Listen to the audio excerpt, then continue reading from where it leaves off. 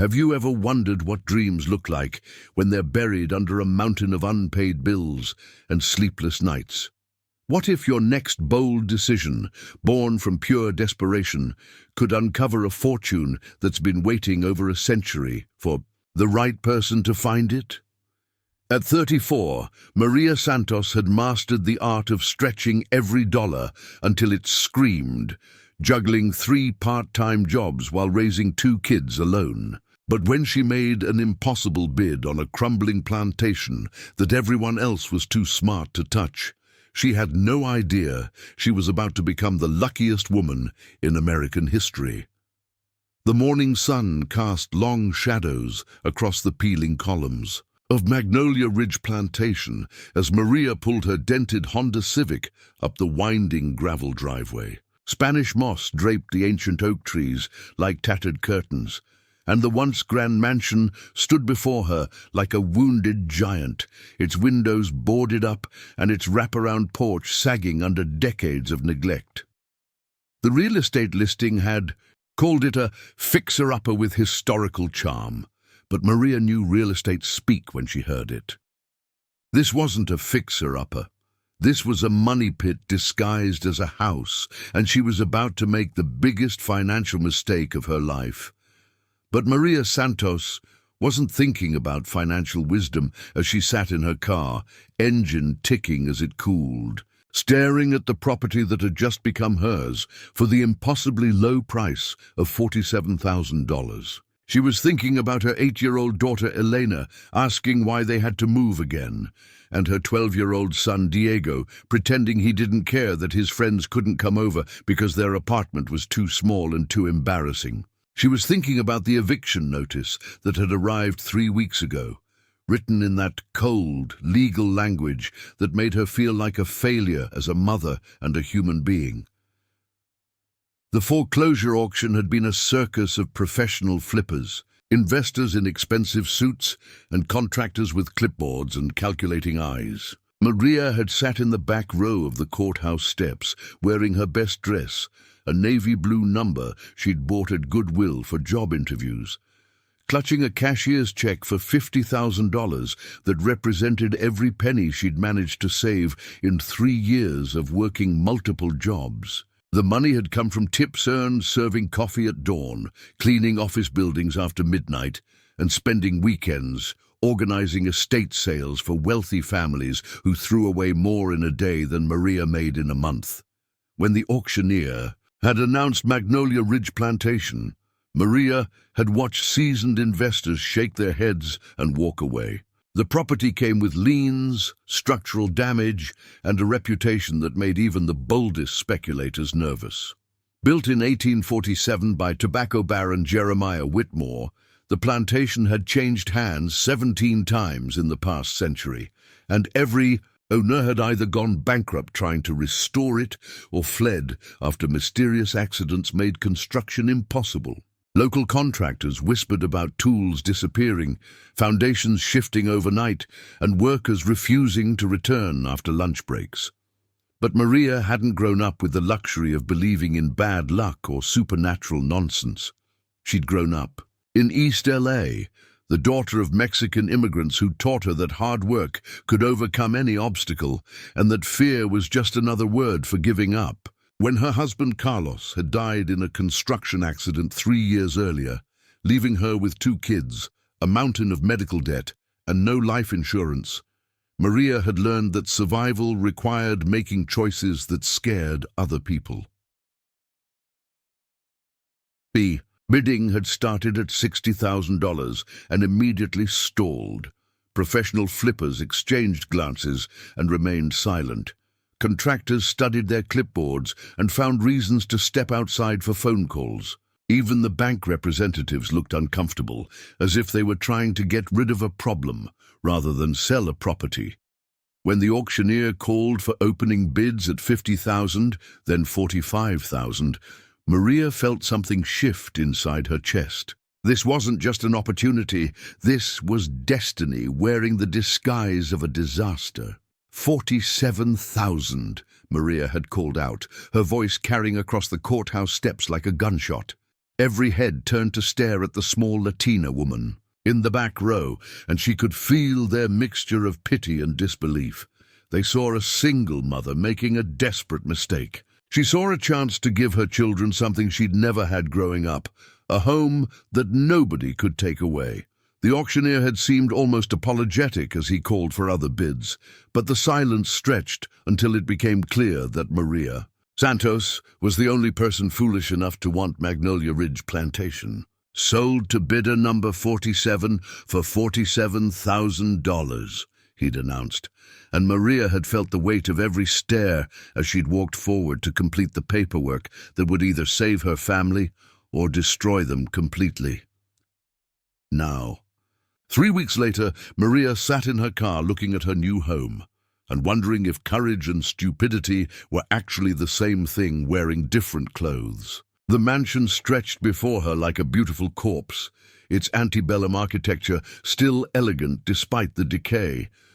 Tall windows, now boarded with plywood, had once looked out over cotton fields that stretched to the horizon.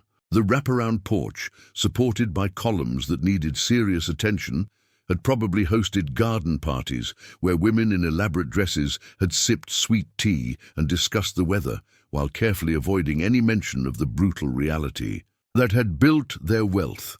Elena and Diego would arrive with the moving truck in 2 hours, bringing everything they owned in cardboard boxes that could fit in the back of a U-Haul. Maria had quit 2 of her 3 jobs to focus on making the mansion livable, keeping only her weekend position at the estate sale company because the flexible schedule would allow her to work on the house during the week. She had exactly $3,000 left in her savings account, which would need to cover utilities, basic repairs, and groceries until she could figure out how to make money from a property that everyone else had considered worthless. The real estate agent, a nervous man named Kevin Pritchard, who'd seemed surprised that anyone had actually bought the place, had handed over the keys with a mixture of relief and concern. "Mrs. Santos," he'd said, "I want you to know that the previous owners left some furniture and belongings in the house. Legally, anything left behind after 30 days becomes property of the new owner, so don't feel obligated to contact anyone about it. Also, the Historical Society has been trying to get this place declared a landmark for years, but the condition has prevented any official designation. If you do manage to restore it, there might be some tax benefits available." Maria had nodded and smiled, but she'd been thinking about more immediate concerns, like whether the electrical system worked and whether the roof would keep the rain out when the next storm arrived. Historical significance was a luxury for people who didn't have to worry about their children sleeping in a safe, warm place. She needed this house to be functional before she could worry about it being historically important. The key turned easily in the front door lock, and Maria stepped into what had once been a grand foyer. Dust motes danced in the weak sunlight that filtered through gaps in the boarded windows, and the air smelled of old wood, neglect, and something else she couldn't quite identify. Something that reminded her of her grandmother's jewelry box, metallic and mysterious. The previous owners had indeed left furniture behind, heavy pieces covered in white sheets that looked like ghosts in the dim light. Maria pulled out her phone and turned on the flashlight, sweeping the beam across walls that had probably once been painted in rich colors but now showed only faded patches and water stains. The hardwood floors were solid beneath her feet, though they needed refinishing, and the crown molding was intact despite decades of neglect. This house had good bones, as her contractor friends would say. It just needed someone willing to put in the work to bring it back to life. As she explored the first floor, Maria found herself thinking about the families who had lived here before her. The original owner, Jeremiah Whitmore, had built this place when the world was completely different, when fortunes were made from land and labor in ways that modern people could barely comprehend. According to the historical documents Kevin had provided, Whitmore had been one of the wealthiest men in Tennessee before the Civil War, with tobacco fields that stretched for miles and business interests that extended all the way to New Orleans. But wealth built on such foundations had proven fragile when the world changed. Whitmore had lost everything during the war, dying penniless in 1863, while Union and Confederate forces had used his plantation as a hospital, then a headquarters, then finally a target for artillery practice. The property had passed through dozens of hands since then, each owner discovering that restoring a place with such a complicated history required more money and patience than most people possessed. Maria wasn't interested in the plantation's role in slavery or its connection to a war that had ended before her great-grandmother was born. She was interested in whether the kitchen had working plumbing and whether the bedrooms would be warm enough for her children when winter arrived. History was something rich people worried about after they'd solved all their practical problems. She had more immediate concerns, like figuring out how to turn this massive, crumbling house into a home where Elena and Diego could feel safe and proud to bring their friends. The kitchen was larger than any apartment Maria had ever lived in, with a massive brick fireplace that had probably been used for cooking in the house's early days. Modern appliances from the 1980s sat disconnected and dusty, but they looked like they might work with some attention. The pantry was the size of her old bedroom, and Maria allowed herself a moment to imagine it filled with groceries she'd bought. Without checking prices, meals planned around what her children wanted to eat rather than what she could afford. Upstairs, the bedrooms were spacious and bright, even with the windows boarded up. Elena would love the room with the built-in window seat, perfect for reading the fantasy novels she devoured like candy. Diego would appreciate the room with the view of the old oak tree, where he could climb and think and have the kind of adventurous childhood that was impossible in a cramped apartment with paper-thin walls and neighbors who complained about every footstep. But as Maria explored her new home, she couldn't shake the feeling that she was being watched. Several times she turned around, expecting to find someone behind her, only to discover empty rooms and dancing shadows. The sensation wasn't frightening exactly, more like the feeling of being in a library or church, somewhere that deserved respect and quiet attention. Maybe the house was just adjusting to having people in it again after years of emptiness. Maybe Maria was just nervous about the enormous responsibility she'd taken on. Standing in what would become Diego's bedroom, looking out through a gap in the plywood at the sprawling grounds that were now hers, Maria felt a mixture of terror and exhilaration that reminded her of the moment she'd held Eleanor for the first time. This was bigger than anything she'd ever attempted, more than she was qualified to handle, and absolutely necessary for reasons she couldn't fully explain. Sometimes the right choice and the crazy choice were the same choice, and Maria had learned to trust her instincts even when they led her into situations that made other people shake their heads in disbelief. In 3 hours, her children would see their new home for the first time, and Maria wanted to have at least one room ready for them to sleep in tonight. Tomorrow, she'd start the real work of turning this beautiful ruin into a place where dreams could grow instead of die. She'd figure out the electricity, tackle the plumbing, and begin the slow process of bringing light back into rooms that had been dark for too long. Somewhere in this house was the future she'd been fighting for since Carlos died, and Maria Santos had never been afraid of hard work or impossible odds. The moving truck would arrive soon, and with it, the next chapter of their lives would begin. The first week at Magnolia Ridge established a rhythm that surprised Maria with its naturalness. Elena adapted to their new surroundings with the resilience of childhood, turning empty rooms into kingdoms for her imagination and discovering hidden alcoves perfect for reading adventures. Diego maintained his cautious optimism while systematically exploring every corner of the property, mapping the outbuildings and testing the structural integrity of porches and stairs, with the methodical attention of someone who understood that safety required vigilance.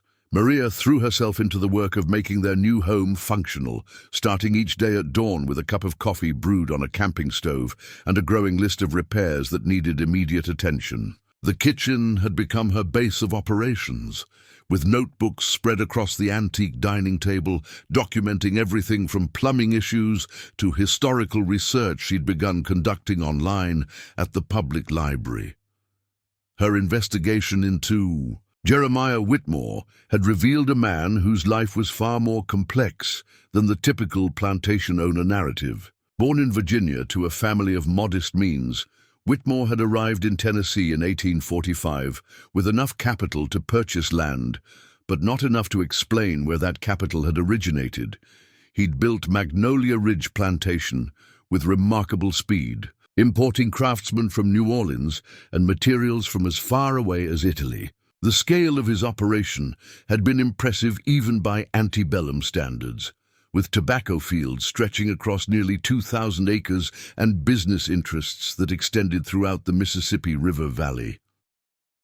But Whitmore's most intriguing connections, Maria discovered, were to men whose names appeared in connection with activities that existed outside the law. Jesse James and his gang had been active in Missouri and Tennessee during the 1860s, and several historical documents mention the James brothers maintaining relationships with Southern sympathizers who provided safe houses and storage for materials acquired through their increasingly bold robberies. Whitmore's journal entries, which Maria had begun transcribing during Elena's afternoon reading time, contained references to Missouri associates and temporary custodianship arrangements that suggested relationships extending beyond normal. Business partnerships. The hidden room in Whitmore's office had become a source of daily fascination for the entire family. Diego had found additional metal plates set into the walls, concealed behind what appeared to be decorative stonework, but were actually removable panels. Elena had discovered that certain stones in the wall contained small cavities, like hiding places designed for documents or valuables. But it was Maria who noticed that the symbols around the floor plate weren't random decorations. They formed a pattern that resembled a combination lock, though one designed for an era before modern safe technology. "Mummy, we should open it," Elena argued every evening as they gathered for dinner in the kitchen. "What if there's treasure down there? What if there are important historical documents? What if there's something that could help us fix the house?" Diego was more cautious, influenced by too many movies where curious families discovered things they weren't prepared to handle. What if it's dangerous? What if opening it damages something valuable? What if we're supposed to get permission from historians or archaeologists before disturbing anything? Maria found herself torn between practical concerns and growing curiosity. The rational part of her mind insisted that focusing on electrical repairs and roof maintenance was more important than investigating historical mysteries. But another part, the part that had driven her to bid on a house that scared away professional investors, whispered that maybe their financial salvation lay beneath that iron plate rather than in her ability to restore the mansion on her limited budget. The decision was made for her on Thursday morning when a man appeared at their front door, carrying a briefcase and wearing the kind of expensive suit that suggested either good news or serious trouble. Thomas Hartwell introduced himself as representing Meridian Historical Research, a company that specialized in recovering artifacts and documents from Civil War-era properties. He was tall and precise in his movements, with silver hair and eyes that seemed to catalogue every detail of the mansion's current condition. "Mrs. Santos, I understand you recently acquired Magnolia Ridge Plantation through foreclosure proceedings," Hartwell said, accepting Maria's invitation to sit in the library. "I represent clients who have a significant interest in the historical materials that may be present on this property. We'd like to discuss a mutually beneficial arrangement." Maria felt immediately wary. The same instinct that had kept her family safe in East LA neighborhoods where strangers bearing gifts usually wanted something expensive in return. "What kind of historical materials, and who exactly are your clients?" Hartwell opened his briefcase and withdrew a folder containing photocopied documents and photographs. Jeremiah Whitmore maintained business relationships with several individuals whose activities during the Civil War resulted in the acquisition of materials that were never recovered by their original owners. "My clients represent families whose ancestors lost valuables during that period, and we believe some of those materials may be stored on this property."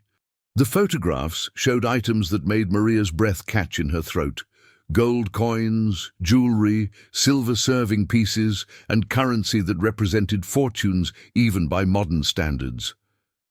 According to Hartwell's documents, Jesse James and his associates had robbed banks, trains, and wealthy individuals across Missouri, Tennessee, and surrounding states, accumulating wealth that had never been recovered by law enforcement. Conservative estimates suggested that missing treasure could be worth millions in contemporary currency. "What exactly are you proposing?" Maria asked, though her heart was already beating faster as she realized the implications of what Hartwell was suggesting. "We'd like permission to conduct a professional archaeological survey of your property, with particular attention to any storage areas or concealed spaces that might exist within the main structure. In exchange for your cooperation, we'd offer you 25% of the value of any recovered materials, along with compensation for any temporary inconvenience the search might cause." Diego and Elena had been listening from the kitchen doorway, and Maria could see the excitement building in their expressions. 25% of millions would solve every financial problem their family faced, with enough left over to restore the mansion properly and secure their children's futures in ways Maria had never dared imagine.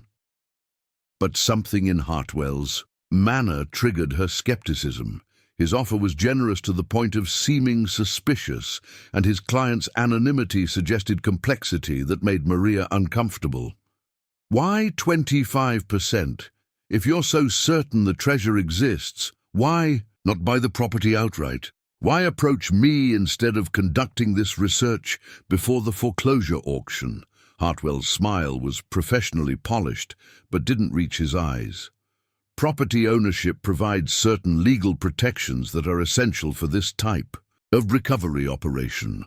Additionally, our research indicates that accessing the storage areas may require knowledge or cooperation that only the current property owner can provide." After Hartwell left, promising to return the following week for Maria's decision, the family held an impromptu conference in the library.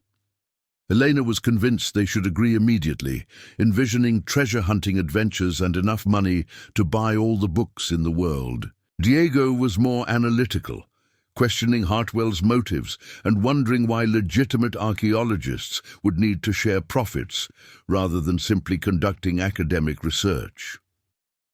"Something doesn't feel right about him," Diego said, displaying wisdom beyond his 12 years. "If the treasure is really there, and if it's really worth millions, why would they give us a quarter of it? Why wouldn't they just try to buy the house from us, or wait until we couldn't afford to keep it and buy it from the bank?"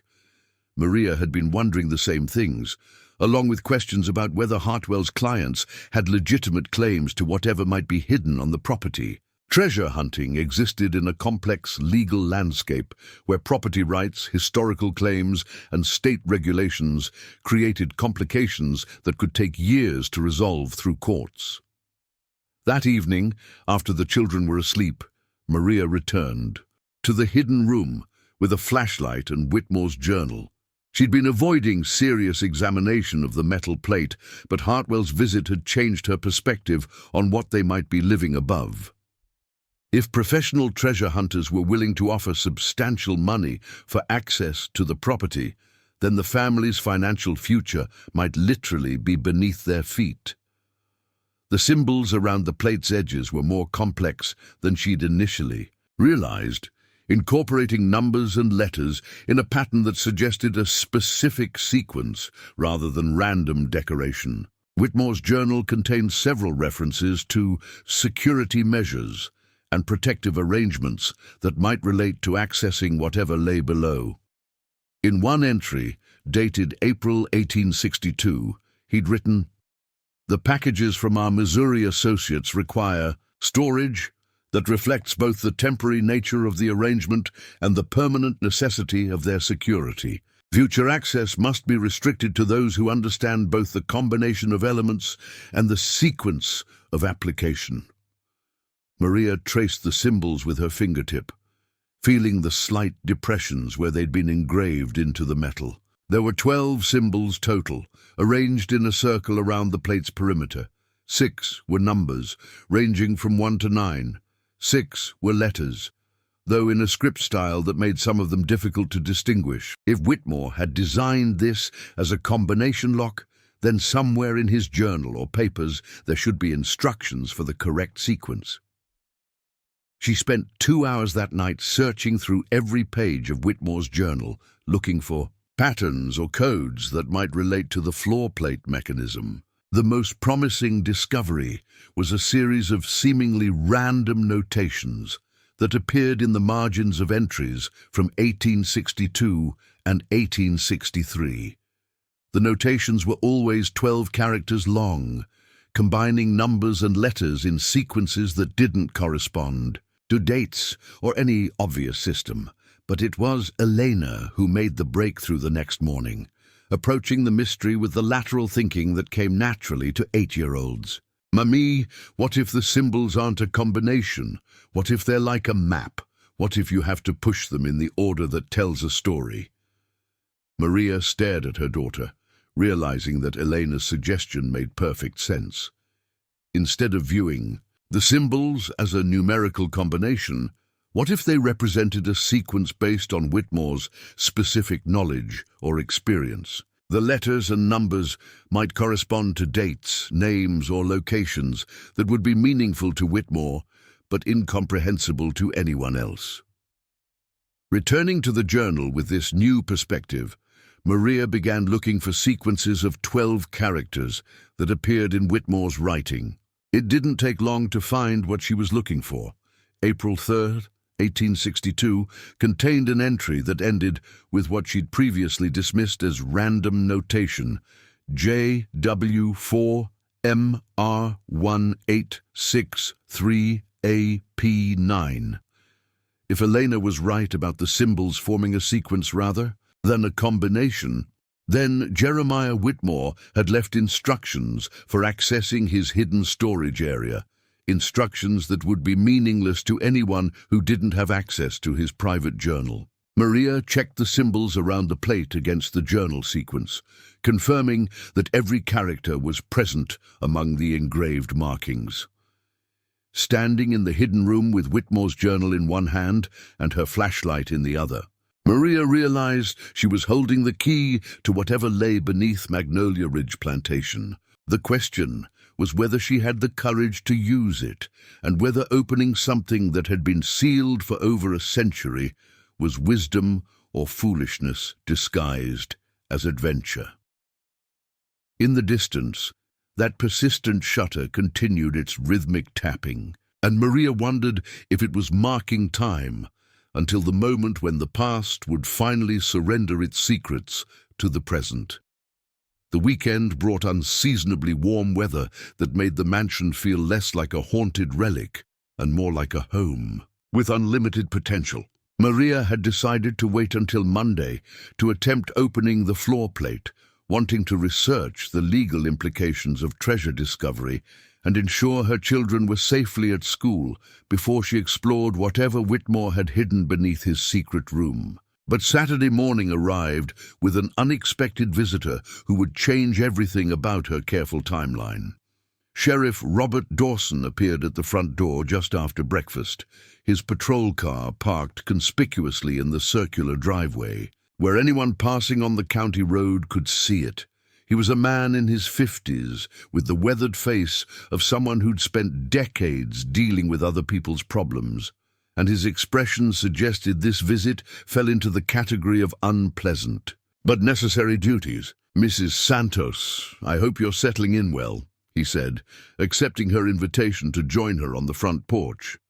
"Beautiful property you've got here. My grandfather used to tell stories about this place from when he was young. Always said there was more to Magnolia Ridge than most folks realized." Maria poured coffee from the thermos she'd brought outside, her instincts immediately alert to the undercurrents in Dawson's seemingly casual conversation. "It's a lot of house for a small family, but we're managing. Is there something I can help you with, Sheriff?" "Well, Mrs. Santos, I had an interesting conversation yesterday with a gentleman named Thomas Hartwell. Said he'd been out here discussing some kind of historical research project with you. Wanted to make sure you understood the legal situation regarding anything of value that might be discovered on your property."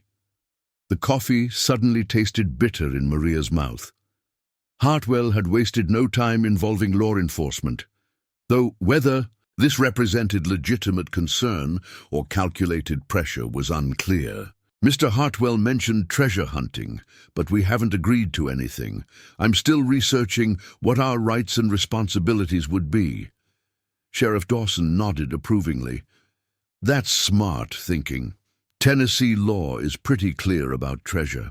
Found on private property, it belongs to the property owner, assuming it wasn't stolen from someone who's still alive or whose heirs can prove legitimate ownership. But when you're talking about Civil War-era materials, especially anything connected to the James Gang, the legal situation gets complicated real quick."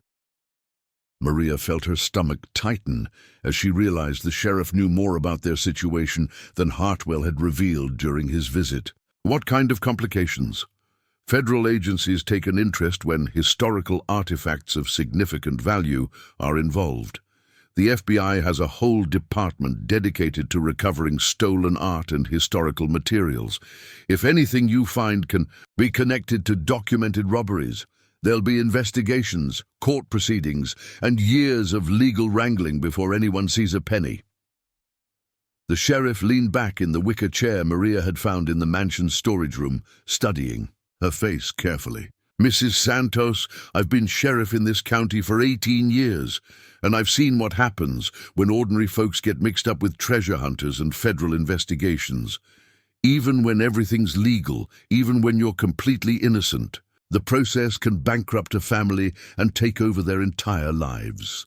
Diego appeared on the porch, carrying his laptop, clearly intending to work on homework in the morning sunshine. But when he saw the sheriff's patrol car, his expression shifted to the wariness that urban kids learned early when dealing with law enforcement. "Morning, Sheriff," he said politely, though his body language remained carefully neutral. "Diego, right? Your mom told me you're quite the computer expert. That's a valuable skill these days." Sheriff Dawson's tone was friendly, but Maria could sense him evaluating her son with professional attention. "You folks finding everything you need to get settled in?" "Yes, sir. We're doing fine," Diego replied, though his eyes found Maria's face, silently asking whether this conversation represented a problem they needed to worry about. Elena chose that moment to burst through the front door, her arms full of wildflowers she'd been gathering from the overgrown gardens behind the house. "Mommy, look what I found. There are roses back there, and something that smells like heaven, and a whole section that looks like it used to be organized, but now it's all mixed together like a fairy garden." Sheriff Dawson smiled genuinely at Elena's enthusiasm, his official demeanor softening as he watched her arrange her flowers in an empty mason jar. "Your daughter's got good instincts about gardens. My wife always said you could tell a lot about a place by how the plants behaved after people stopped tending them. Roses that keep blooming without care, that means the soil's got something special in it." But Maria noticed that even while chatting with Elena, the sheriff's eyes continued scanning the mansion's facade, the outbuildings, and the grounds with the systematic attention of someone conducting an unofficial survey. She realized this visit wasn't just about legal warnings. Sheriff Dawson was gathering his own intelligence about the property and its new owners. "Sheriff, can I ask you something directly?" Maria said after Elena had gone inside to arrange her flowers. "Is there something specific you think we should know about this property? Something beyond what Mr. Hartwell mentioned?" Dawson was quiet for a long moment, apparently weighing how much information to share. "Mrs. Santos, my family's been in this county for 4 generations. My great-grandfather was alive when the James gang was active in this area, and family stories don't always match what gets written in history books." He pulled a folded paper from his shirt pocket and handed it to Maria. It was a photocopy of a newspaper clipping from 1882, headlined, "Local Man Claims Knowledge of Hidden James Gang Treasury." The article described an interview with an elderly former slave named Samuel Washington, who claimed to have helped bury boxes of gold and silver somewhere on the Whitmore plantation during the final months of the Civil War. "Samuel Washington was my great-grandfather," Sheriff Dawson said quietly. "Family stories say he knew exactly where things were buried, but he died in 1883 without ever telling anyone the specific location. Said it wasn't his secret to share, and that the wrong people getting hold of that information would bring nothing but trouble." Maria stared at the newspaper clipping, realizing that her family's situation was far more complex than she'd understood. If Samuel Washington's story was true, then the treasure beneath Magnolia Ridge wasn't just Jeremiah Whitmore's private wealth. It was material that had been stolen from banks, businesses, and individuals across multiple states. The moral and legal implications of recovering such treasure extended far beyond simple property rights. "Why are you telling me this?" she asked. "If your family has known about this for over a century, why share the information now?" "Because Samuel Washington also said that someday the right person would come along. Someone who needed the treasure for the right reasons, rather than just wanting to get rich. He believed that when that person arrived, the hiding place would reveal itself naturally." Sheriff Dawson stood to leave, but paused at the porch steps. "Mrs. Santos, I don't know if you're the person my great-grandfather was talking about, but I do know that Thomas Hartwell and his associates represent the kind of people Samuel warned against. They're treasure hunters, not historians, and their interest in your property is purely financial." After the sheriff left, Maria sat alone on the porch, trying to process the implications of what she'd learned. The newspaper clipping had provided specific details that correlated with information in Whitmore's journal, suggesting that Samuel Washington's claims were accurate. But it had also revealed that their situation involved not just Tennessee law, but potentially federal regulations governing the recovery of stolen historical materials. Diego joined her on the porch, having obviously been listening to the conversation from inside the house. "Mom, this is getting really complicated. Maybe we should just focus on fixing up the house and forget about whatever might be buried here." "But what if Sheriff Dawson is right?" Maria replied. "What if we're supposed to find it? What if this is why we ended up here? Why I was the only person willing to bid on a property that scared everyone else away?" Elena emerged from the house carrying the mason jar filled with her wildflowers, now perfectly arranged and accompanied by several leaves she'd selected for their color and shape. "Mommy, the flowers told me something while I was arranging them. They said the house is happy we're here, and that we shouldn't be scared of the secrets because they're good secrets, not bad ones." Maria smiled at her daughter's innocent wisdom, but she couldn't shake the feeling that Elena's childish intuition might be more accurate than adult caution. Throughout their first week at Magnolia Ridge, she'd felt increasingly connected to the property in ways that went beyond simple ownership.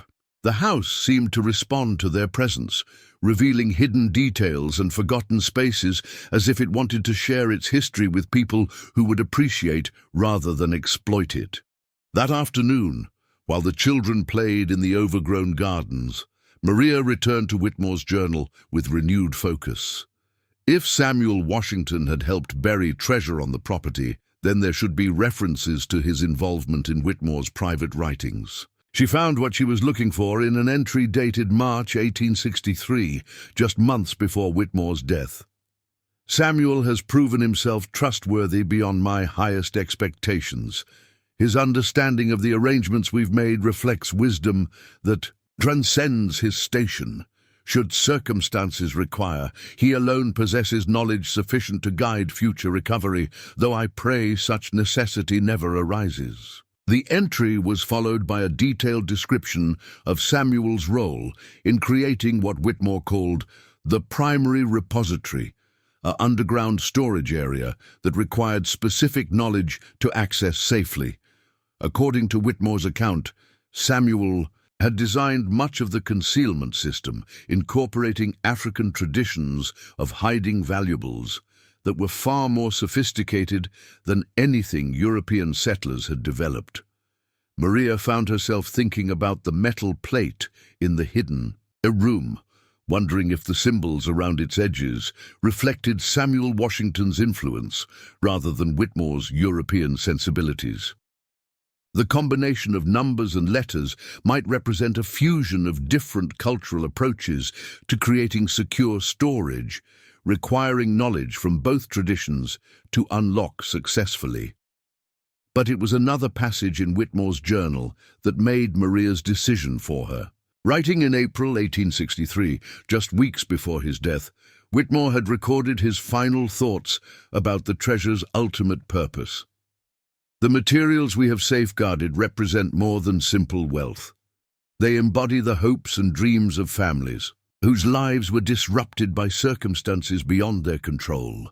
Should Providence guide these resources to someone who would use them to create rather than simply consume, then our efforts will have served their intended purpose. Reading those words, Maria felt a clarity about her situation that cut through all the legal complexities and moral ambiguities. She was a single mother who had used her last savings to buy a house that could provide her children with stability and space to grow. She wasn't a treasure hunter motivated by greed or a historian interested in academic glory. She was exactly the kind of person Whitmore seemed to have hoped would eventually find his hidden repository. That evening, after Diego and Elena were asleep, Maria made her way to the secret room, carrying Whitmore's journal, a flashlight, and a crowbar she'd found in the mansion's tool shed. The time for cautious research and careful consideration had passed. If Hartwell returned on Monday, expecting an answer to his proposal, she wanted to know exactly what they were negotiating about. The symbols around the metal plate seemed to glow in the flashlight beam, and Maria could feel her heart racing as she knelt beside the mechanism that had waited over a century for someone to understand its secrets. Following the sequence from Whitmore's journal, JW4MR1863AP9, she began pressing each symbol in order, feeling the metal give slightly under pressure as if springs or levers were engaging beneath the surface. When she pressed the final symbol, the entire plate shifted with a soft clicking sound, and Maria realized that everything in her family's life was about to change forever. The metal plate lifted easily once the mechanism released, revealing stone steps that descended into darkness so complete it seemed to swallow Maria's flashlight. Beam! Cool air rose from the opening, carrying scents of earth and metal and something else she couldn't identify. A sweetness that reminded her of old churches and forgotten ceremonies. The steps were carved from the same stone as the secret room's walls, worn smooth by use, but still solid after more than a century. Maria's hands trembled as she aimed her flashlight down the stairway, counting 12 steps before the beam reached what appeared to be a landing. The walls were closer together than she'd expected, creating a passage wide enough for one person but designed with defensive considerations that suggested Samuel Washington's influence. This wasn't just a hiding place. It was a fortress built beneath a mansion, incorporating African traditions of concealment that European builders had never imagined. Before descending, Maria returned to the main house to gather supplies. She found a longer flashlight in the kitchen junk drawer, filled a water bottle, and left a note for Diego and Elena, explaining that she was checking the basement plumbing in case they woke before she returned. The lie felt necessary. If something went wrong during her exploration, she didn't want her children attempting a rescue that could put them in danger. The descent into Whitmore's hidden repository felt like traveling backward through time. Each step took her deeper into a world that had existed in secret while empires rose and fell above. The stone walls were carved with symbols that seemed to blend African and European traditions, creating a visual language that told stories Maria could sense but not fully understand. At the bottom of the stairs, her flashlight revealed a chamber that took her breath away. The underground room was larger than the secret space above, with a vaulted ceiling that disappeared into shadows beyond her light's reach. Along the walls, wooden shelves stretched from floor to ceiling, loaded with items that made Maria's heart race with excitement and terror. Gold coins filled leather pouches that bulged with impossible weight. Silver serving pieces caught her flashlight beam and threw it back in brilliant flashes. Jewelry boxes overflowed with necklaces, rings, and bracelets that represented generations of wealth concentrated in one impossible space. But it was the organization of the treasure that revealed the true story of what Whitmore and Samuel Washington had created. Every shelf was labeled with careful handwriting that documented not just contents, but origins. First, National Bank of Missouri, October 1862. Lexington Stage Robbery, January 1863. Private Residence, St. Louis, March 1863. These weren't random accumulations of stolen goods. They were carefully catalogued records of the James Gang's activities, preserved with the meticulous attention of someone who understood that history required documentation to have meaning.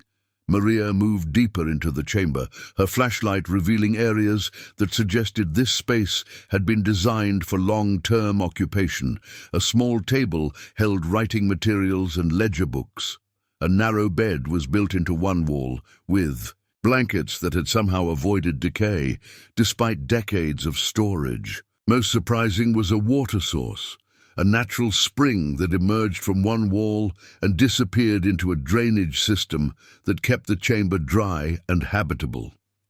The ledger books contained records that read like a complete accounting of Civil War-era robberies throughout Missouri, Tennessee, and neighboring states. Samuel Washington's handwriting was precise and educated, documenting not just financial values, but personal details about robbery victims that suggested careful research rather than random criminal targeting. Mrs. Elizabeth Hartford, widow, 3 children, husband killed at Shiloh. Jewelry taken represents deceased husband's investment in family's future security. Each entry included not just descriptions of stolen items, but assessments of victims, circumstances that revealed a moral complexity Maria hadn't expected. Many robbery targets had been wealthy individuals whose fortunes came from war, profiteering, or exploitation of desperate families. Others had been banks that foreclosed on farms and businesses, while their owners fought in distant battles. The James Gang's activities, as documented in Samuel Washington's careful records, represented a form of wealth redistribution that operated outside legal frameworks but with clear ethical guidelines. But it was Samuel Washington's personal journal, bound in leather and hidden beneath the ledger books, that revealed the full scope of what Maria had discovered. Writing in 1863, Samuel had explained his role in creating the repository. Master Jeremiah believes we are preserving stolen wealth for eventual return to rightful owners. I understand a deeper truth. We are gathering resources that will someday Provide justice to families whose needs were ignored by those with power to help. The young men from Missouri are not thieves in the manner that society defines theft. They are soldiers in a war between those who have everything and those who have nothing. Samuel's journal continued with detailed descriptions of the treasure's intended purpose. Rather than simple storage, the repository was designed as a trust fund for future generations who would use the resources to fight poverty, injustice, and systemic oppression. Samuel had calculated that the accumulated wealth, properly invested, could support dozens of families or fund institutions that served communities abandoned by traditional philanthropy. Maria sat on the narrow bed, surrounded by more wealth than she'd ever imagined existing in one place, reading Samuel Washington's words by flashlight and understanding that her family's situation was far more significant than simple treasure discovery. She'd found not just gold and silver, but a plan for social justice that had been waiting over a century for someone capable of implementing it according to its creator's intentions. The technical challenge of moving the treasure presented problems that Maria's practical mind immediately began calculating. Conservative estimates suggested millions of dollars in contemporary value, but physical transportation would require specialized equipment and security measures beyond anything she could arrange alone. More importantly, legal documentation would be essential to prove legitimate ownership and avoid federal investigations that could tie up the resources for decades. But Samuel Washington had anticipated these challenges, designing solutions that reflected both his intelligence and his understanding of legal systems that excluded people who looked like him. Hidden behind false panels in the chamber walls, Maria discovered modern documents that made her gasp with recognition. Deeds, bank records, and investment certificates dating from the 1870s through the 1920s, all bearing Samuel Washington's signature and documenting systematic conversion of physical treasure into legitimate financial instruments. Samuel Washington hadn't died in 1883 as historical records indicated. He'd lived until at least 1925, using a portion of the treasure to establish himself as a successful businessman while carefully converting the remaining wealth into investments that would grow over time. The documents revealed a network of banks, real estate holdings, and business partnerships that had operated throughout the early 20th century under Samuel's direction. The final revelation came in a leather portfolio marked "For Future Guardians." Inside, Maria found legal documents that had been updated as recently as 1975, transferring ownership of all assets to the person or family who demonstrates both need and wisdom sufficient to continue this work according to its intended purposes. The documents were signed by Samuel Washington, Jr., suggesting that responsibility for the treasure had passed through multiple generations of the Washington family. Most remarkably, the portfolio contained detailed instructions for accessing modern bank accounts, investment funds, and real estate holdings that had been accumulating value for over a century. Account numbers, passwords, and contact information for law firms in Nashville, Memphis, and Atlanta that had been managing the estate according to specific guidelines. The treasure Maria had discovered wasn't just historical artifacts. It was a functioning financial system worth tens of millions of dollars. A handwritten note, dated 1975 and signed by Samuel Washington III, provided final instructions. The person who discovers this repository will understand that wealth without purpose is meaningless. Use these resources to provide opportunities for families who face circumstances similar to those that brought you to this place. Education, housing, business development, and community support should be your priorities. The specific methods matter less than the underlying commitment to justice and human dignity. Maria climbed back up the stone steps with her mind spinning, carrying Samuel Washington's journals and the legal documents that would change her family's life forever. The scope of her discovery was overwhelming, but the clarity of purpose was unmistakable. She'd found not just treasure, but responsibility, an obligation to use extraordinary resources for extraordinary good. Back in the secret room, Maria carefully replaced the metal plate and returned the hidden chamber to its previous appearance. Tomorrow would bring decisions about legal representation, security measures, and the complex process of claiming an inheritance that had been waiting over a century for the right guardian. But tonight, she sat in the mansion's library reading Samuel Washington's words and understanding that Magnolia Ridge Plantation had been chosen by her family for reasons that extended far beyond simple real estate purchase. Elena appeared in the library doorway wearing her pajamas and carrying her stuffed elephant. "Mummy, I had a dream about the man who used to live here. He said thank you for taking care of his house and that we shouldn't worry about money anymore because we have work to do." Maria pulled her daughter onto her lap, marveling at Elena's intuitive understanding of their situation. "What kind of work, Mija?" "Helping families who need help, like the man helped families a long time ago. He said you would understand because you know what it's like to need help and not know where to find it." Looking around the library that would soon be filled with books for children like Elena, thinking about the accounts that would fund scholarships for students like Diego, considering the possibilities that stretched ahead like sunrise after the longest night, Maria understood exactly what Samuel Washington had meant about wealth requiring purpose. The treasure beneath Magnolia Ridge wasn't just gold and silver waiting to be spent. It was opportunity disguised as inheritance, justice wearing the mask of good fortune, and hope that had been carefully preserved until the moment when the right family arrived to carry it forward. Monday morning arrived with grey clouds that matched Maria's growing anxiety about the decisions ahead.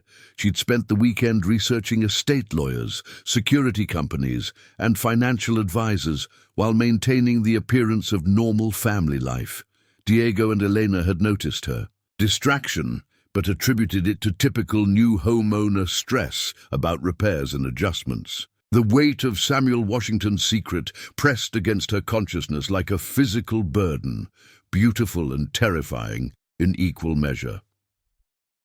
Thomas Hartwell arrived precisely at 9 o'clock, his expensive sedan looking out of place against the mansion's faded grandeur. Maria watched from the library window as he approached the front porch, noting the confidence in his stride that suggested a man accustomed to getting what he wanted. But now she understood exactly what he wanted, and why her answer would determine not just her family's future, but the fulfillment of a century-old plan for justice. "Mrs. Santos, I hope you've had time to consider our proposal," Hartwell said, settling into the same chair Sheriff Dawson had occupied just days earlier. "My clients are prepared to begin the survey process immediately, with initial compensation for your cooperation available today." Maria poured coffee with steady hands despite her racing pulse. "Mr. Hartwell, I've done some research since our last conversation. I'm curious about your client's specific legal claims to any materials that might be discovered on this property." Hartwell's smile tightened, almost imperceptibly. "Historical recovery involves complex legal questions, Mrs. Santos. That's precisely why we employ teams of specialized attorneys to handle such matters. Property owners who attempt to navigate these issues independently often find themselves overwhelmed by regulations they don't understand." "I'm sure that's true," Maria replied, "but I'd like to understand the basic legal framework before agreeing to any arrangement. For instance, if items are discovered that can be connected to specific documented thefts, what happens to establish rightful ownership? Those determinations would be made through appropriate legal channels, with compensation distributed according to established precedents for historical recovery. Hartwell's tone remained professional, but Maria detected irritation beneath his polished demeanor. Mrs. Santos, these processes can take years when handled incorrectly. Our organization has the resources and expertise to expedite resolution in ways that benefit everyone involved. Diego appeared in the library doorway, ostensibly looking for a book, but clearly listening to the conversation with the wariness that urban teenagers developed when adults discussed money in careful language. Maria realized her son's instincts were probably more accurate than adult politeness about Hartwell's true intentions. "Mr. Hartwell, I appreciate your offer, but I've decided to decline," Maria said, watching his expression shift from confidence to surprise to calculation. "If there are historical materials on this property, I believe they should be handled through proper archaeological and legal channels, rather than private recovery operations." Hartwell set down his coffee cup with deliberate precision. "Mrs. Santos, I wonder if you fully understand the financial implications of your decision. Independent recovery of Civil War-era materials involves expenses that can easily exceed the value of discoveries. Insurance, legal fees, security measures, and proper documentation require resources that most property owners simply don't possess." "That may be true," Maria replied, "but I'm not comfortable with arrangements that prioritize profit over proper historical preservation." "Historical preservation is exactly what we're offering," Hartwell said, his tone growing sharper. "My clients have funded museum exhibitions, university research programs, and educational initiatives throughout the region. We're not treasure hunters, Mrs. Santos. We're legitimate historians working to recover materials that have been lost to proper study for over a century." Elena chose that moment to burst through the front door, carrying a handful of autumn leaves she'd been collecting from the yard. "Mummy, look at these colors. They're like jewels, but better because they're free and they make the whole world beautiful instead of just sitting in boxes where nobody can see them." Maria smiled at her daughter's innocent wisdom, recognizing the perfect metaphor for the choice she faced. Samuel Washington's treasure could remain hidden like jewels in boxes, or it could be released into the world to create beauty through the lives it touched and the opportunities it provided. "Mr. Hartwell, my decision is final," Maria said. "I won't be participating in any treasure recovery operations on this property." After Hartwell left, his departing sedan kicking up gravel with unnecessary force, Maria realized her refusal had probably escalated rather than resolved her situation.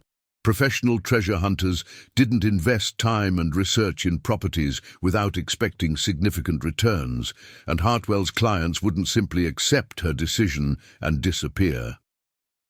The phone rang an hour later, displaying a Nashville area code that Maria didn't recognize.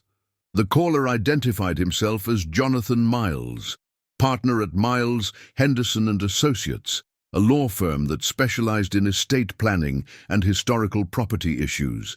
His voice carried the authority of someone accustomed to handling complex legal matters with discretion and expertise.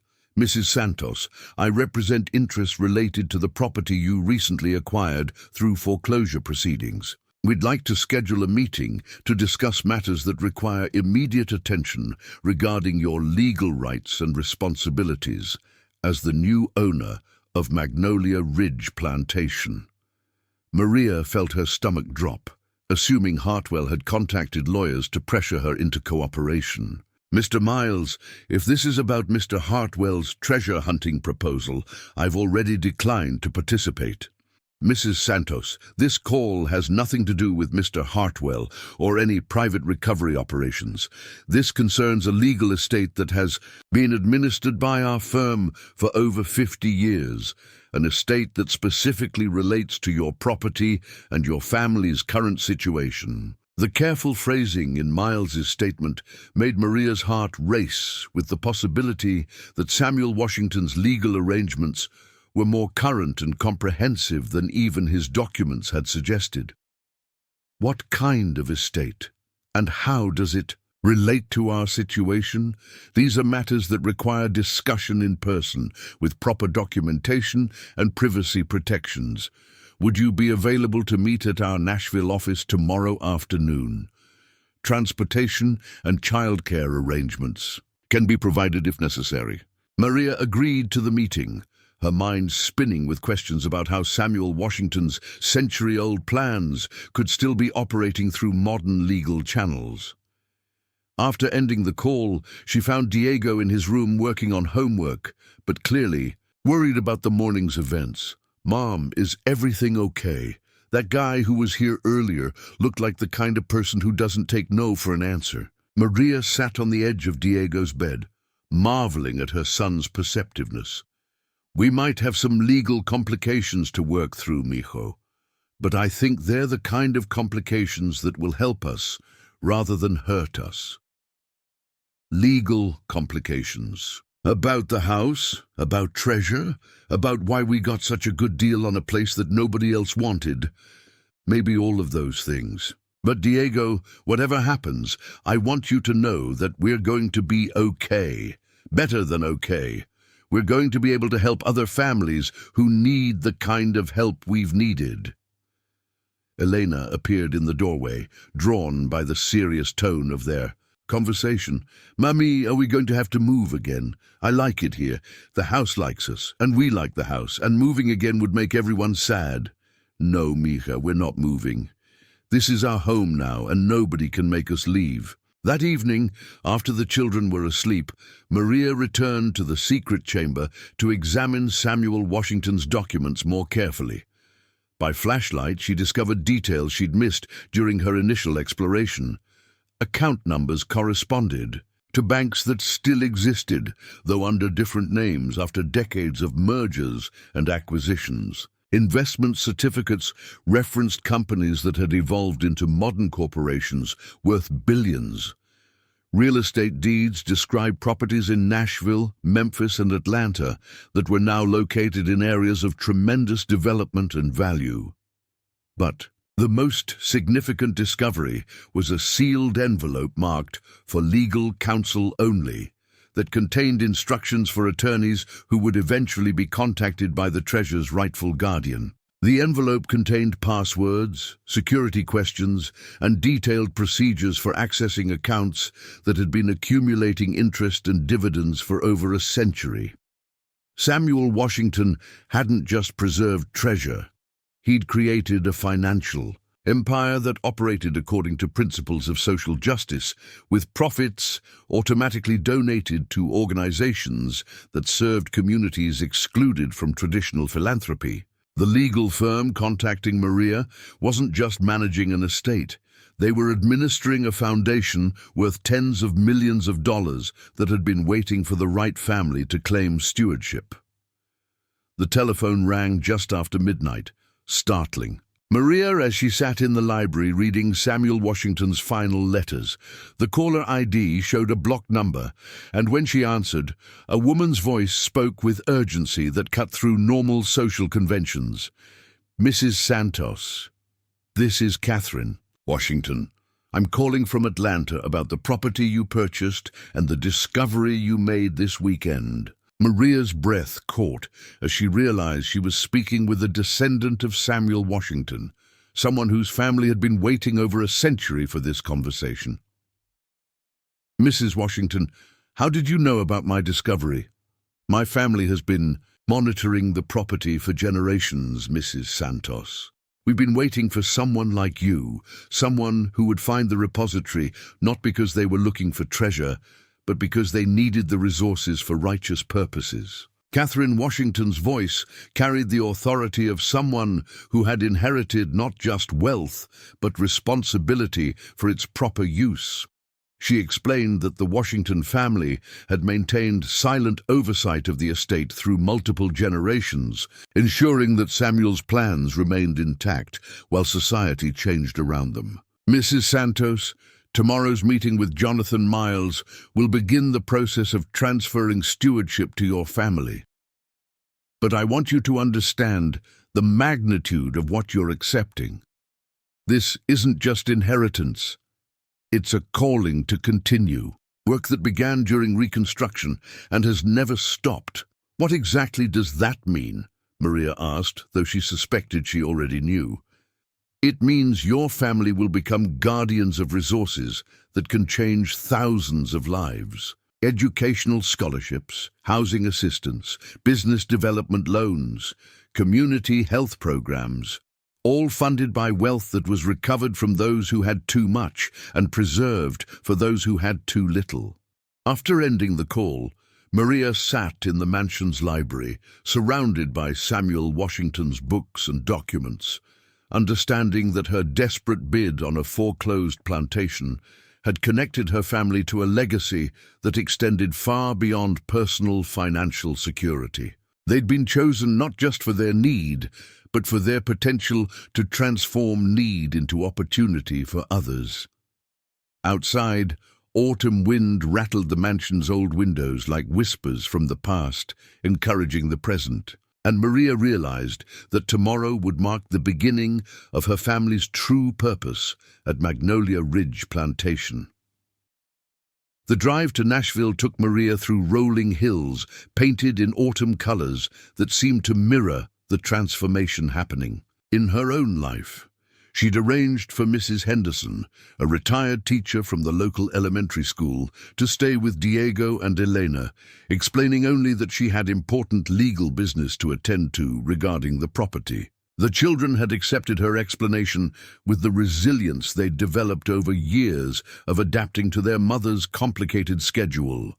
Miles, Henderson and Associates occupied 3 floors of a historic building in downtown Nashville, with offices that managed to feel both prestigious and welcoming. Jonathan Miles himself was a man in his 60s, with silver hair and eyes that suggested he'd spent decades handling matters that required both discretion and moral clarity.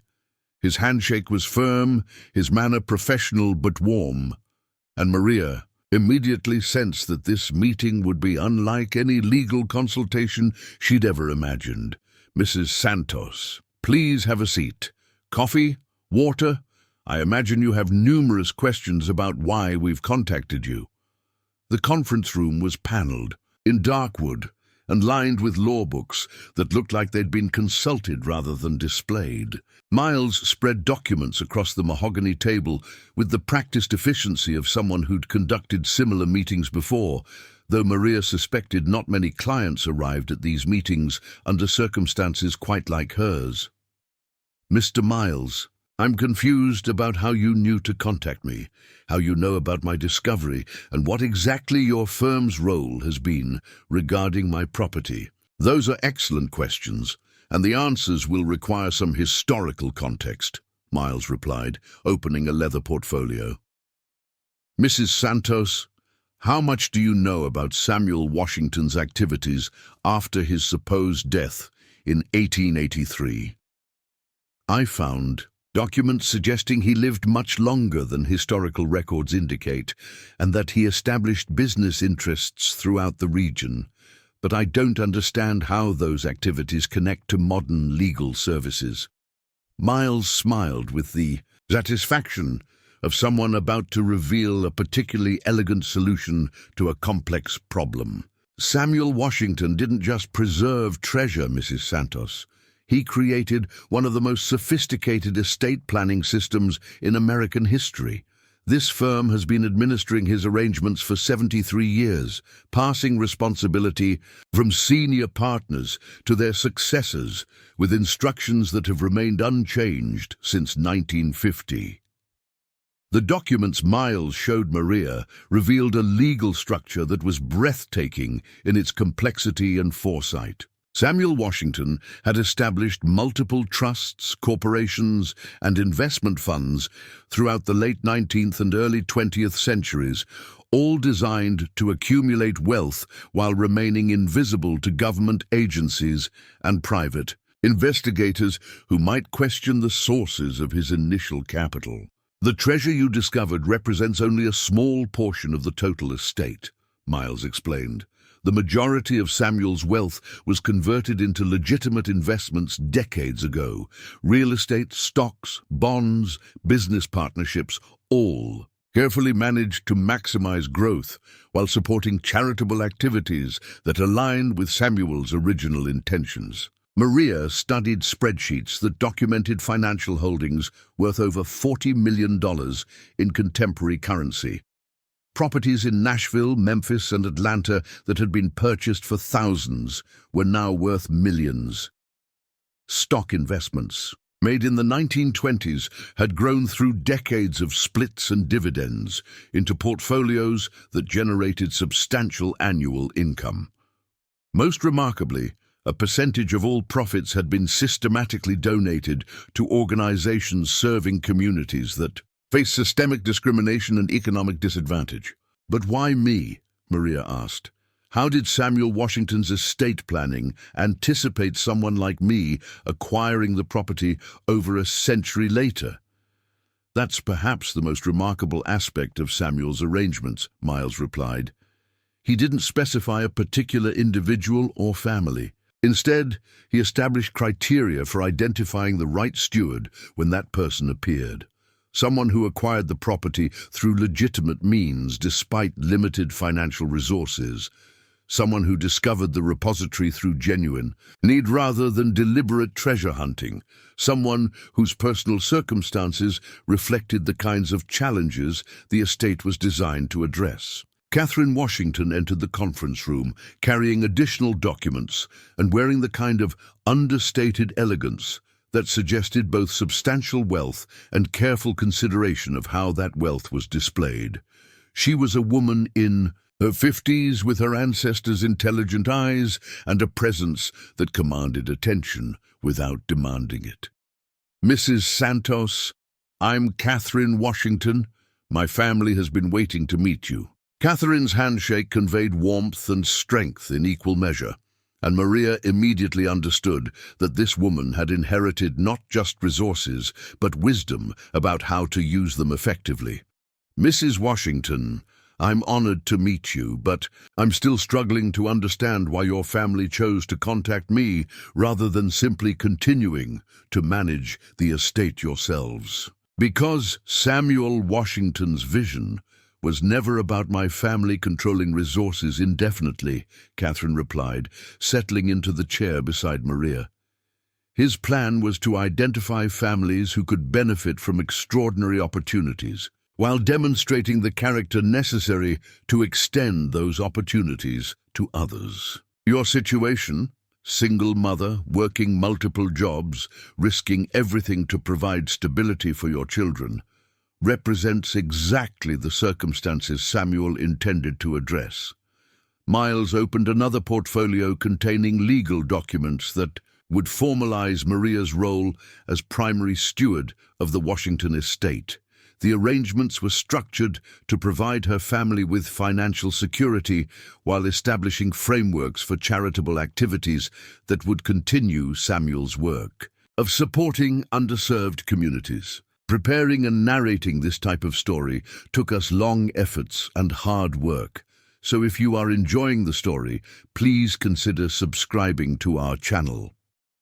Mrs. Santos, accepting stewardship means accepting responsibility for resources that can change thousands of lives, Catherine explained.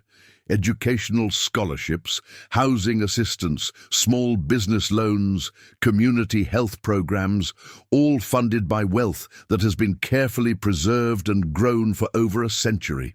The magnitude of the opportunity was overwhelming, but Maria found herself thinking about Elena's dreams of a library filled with books, about Diego's potential for educational opportunities she'd never been able to afford, about other families struggling with circumstances similar to those that had brought her to Magnolia Ridge. "What exactly would my responsibilities include?" Maria asked. Miles consulted his notes. The estate provides a guaranteed annual income of $2 million for your family's personal needs, with additional resources available for property, restoration, children's education, and reasonable living expenses. Beyond that, you would work with our advisory board to direct charitable distributions totaling approximately $3 million annually. $3 million annually for charitable work, Maria repeated, struggling to comprehend numbers that had seemed impossible just days earlier. The estate has been accumulating value for decades specifically to reach this level of charitable capacity, Catherine said. Samuel believed that justice delayed was justice denied, but he also understood that sustainable impact required patient accumulation of resources sufficient to address problems at their root causes, rather than simply treating symptoms. The afternoon was spent reviewing specific programs the estate had already funded: scholarship programs at historically black colleges, housing rehabilitation projects in underserved neighborhoods, small business incubation programs for women, and minority entrepreneurs, and community health initiatives that addressed medical needs ignored by traditional healthcare systems.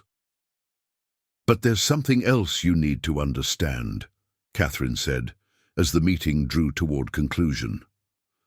Thomas Hartwell and his associates represent exactly the kind of people Samuel warned against. They're aware that significant treasure exists at Magnolia Ridge, and they won't simply disappear because you declined their initial proposal. Miles nodded gravely.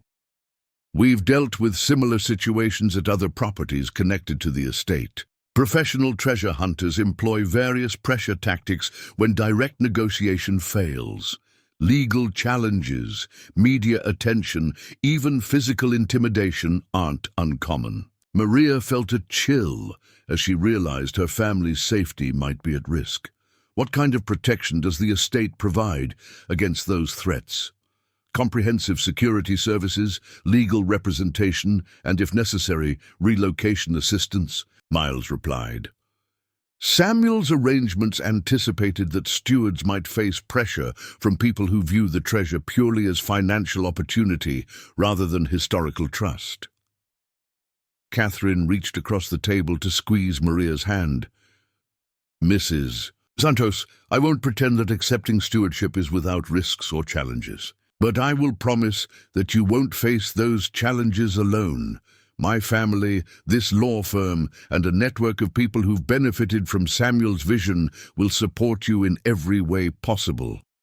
As evening approached, Maria found herself holding legal documents that would transform her family's circumstances in ways that still seemed impossible despite detailed explanations and careful documentation. The drive back to Magnolia Ridge gave her time to process the day's revelations, while autumn darkness settled over landscapes that looked different now that she understood her connection to their history. The mansion's lights were visible from the country road, warm and welcoming, in a way that made Maria's heart swell with gratitude for the desperate decision that had brought her family to this place. Mrs. Henderson met her at the front door with reports that Diego and Elena had been model children, completing homework and helping with dinner preparation. "They're remarkable young people," Mrs. Henderson said as she gathered her belongings. Diego was asking thoughtful questions about the plantation's history, and Elena spent an hour reading to me from her favorite book. "You should be very proud of the family you're raising." After Mrs. Henderson left, Maria found her children in the library, Diego working on a history report, while Elena arranged her books according to some system that made sense only to her 8-year-old logic. They looked up expectantly as she entered, clearly hoping for news about the day's mysterious legal business. "How did it go, Mom?" Diego asked. "Did we inherit something? Are we in trouble? Are we going to be okay?" Maria sat in the wingback chair. That had become her favorite spot for family conversations, looking at her children and understanding that everything about their lives was about to change in ways that would require careful explanation and gradual adjustment. We inherited something incredible, she said slowly. But more than that, we inherited responsibility to help other families who need the kind of help we've needed. Elena climbed onto Maria's lap, her stuffed elephant tucked securely under one arm. Like the dreams I have about the man who used to live here. He said we were supposed to take care of people. Exactly like that, Misha. Samuel Washington left us resources to make dreams come true for families who thought dreams were luxuries they couldn't afford. Diego set aside his homework, his 12-year-old mind already grasping implications that would take time to fully understand. How much money are we talking about, Mom? Enough to fix the house, enough for college, enough to help other people too. Enough for all of those things and more, Maria replied. Enough to make sure no family has to choose between their dreams and their survival the way we've had to choose. As her children peppered her with questions about their new circumstances, Maria felt the weight of Samuel Washington's trust settling around her like a comfortable inheritance from an ancestor she'd never met, but somehow always known. Outside, autumn wind moved through ancient oak trees that had witnessed over a century of plans coming to fruition, and Maria understood that her family's true adventure was just beginning. The treasure beneath Magnolia Ridge had revealed itself not as an ending to their struggles, but as a beginning to their purpose. 6 months later, Magnolia Ridge Plantation had transformed from a crumbling relic into a thriving center of community activity that buzzed with the energy of dreams being realized. The mansion's restoration had been completed with meticulous attention to historical accuracy, but more importantly, with an understanding that beautiful spaces should serve beautiful purposes. The grand foyer now welcomed families arriving for scholarship interviews, business planning sessions, and educational workshops that connected Samuel Washington's 19th century vision with 21st century needs. Elena's library had become the crown jewel of the mansion's transformation, stretching across 3 interconnected rooms with floor-to-ceiling shelves, comfortable reading nooks, and study areas designed for children whose homes might not provide quiet spaces for homework and imagination. The collection included thousands of books in English and Spanish, computer workstations with reliable internet, and a storytelling corner where Elena held weekly reading sessions for neighborhood children who arrived with wide eyes and backpacks, full of dreams. Diego had embraced his role as technology coordinator for the Washington Foundation's educational programs, designing online platforms that connected scholarship recipients with mentors, tracked academic progress, and facilitated virtual study groups. His bedroom had evolved into a sophisticated computer center, where he developed websites for small businesses receiving foundation loans and created digital archives, preserving the historical documents they'd discovered throughout the property. But it was Maria's transformation that truly embodied Samuel Washington's vision for justice, disguised as opportunity. The woman who had cleaned hotel rooms while her own dreams gathered dust now spent her days evaluating scholarship applications, visiting community organizations, and meeting with families whose circumstances reminded her of her own journey from desperation to purpose. The Foundation's offices occupied the mansion's former servants' quarters, a location chosen deliberately to honor the people whose labor had built the wealth they now administered for others' benefit. The morning's schedule included a meeting that would test everything Maria had learned about balancing individual need with community impact. The Ramirez family had requested emergency assistance after their father's construction accident left them facing medical bills that threatened to destroy their small restaurant business. Carmen Ramirez reminded Maria of herself 3 years earlier, a woman holding her family together through sheer determination while watching dreams slip away one unpaid bill at a time. Mrs. Santos, I know we're asking for a lot, Carmen said, her voice steady despite tears that reflected exhaustion and fear. "The restaurant has been our family's dream for 10 years. We started with nothing, built it into something that serves our community, provides jobs for other immigrant families. But Miguel's medical expenses, the time he can't work, the equipment, repairs we can't afford, we're losing everything we built." Maria studied the financial documents Carmen had provided, seeing numbers that told a story she recognized intimately. The Ramirez family had invested everything in their business, creating success through hard work and community support. But like many small business owners, they lacked the financial cushion to survive unexpected disasters that could destroy years of progress in a matter of weeks. "Carmen, tell me about your long-term vision for the restaurant. If we can solve these immediate problems, what would you want to accomplish over the next 5 years? We want to expand the catering business, maybe add a food truck that can serve construction sites and office complexes. But more than that, we want to create a program that teaches cooking skills to young people who need job training. Miguel always says that food brings communities together and that good jobs in food service can provide stability for families who are just starting out." The conversation continued for an hour, with Carmen describing ideas that aligned perfectly with the Foundation's mission of supporting entrepreneurs who understood business success as community responsibility. By the meeting's end, Maria had approved not just emergency assistance to save the restaurant, but funding for the expansion plans that would create jobs and training opportunities for other families. "Mrs. Santos, how do we thank you for this opportunity?" Carmen asked as they concluded their meeting. "By succeeding," Maria replied, "by creating the kind of business that helps other families achieve their dreams. That's how Samuel Washington's vision stays alive, when people who receive help become people who provide help." The afternoon brought a different kind of challenge in the form of a telephone call from Thomas Hartwell, who had maintained sporadic contact despite Maria's repeated refusals to cooperate with his treasure-hunting proposals. His tone carried frustration barely concealed beneath professional courtesy. "Mrs. Santos, I'm calling to inform you that my clients have filed a legal challenge to your ownership of certain historical materials discovered on the property.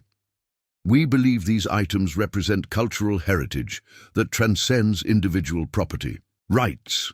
Maria had been expecting this development, and the Foundation's legal team had prepared comprehensive responses to various forms of pressure Hartwell might employ. "Mr. Hartwell, all historical materials discovered on this property have been properly documented and are being preserved according to appropriate legal and ethical standards. Your clients are welcome to view the materials at the Historical Society, where they've been donated for public research and education." "Mrs. Santos, I think you misunderstand the situation. We're not interested in viewing these materials.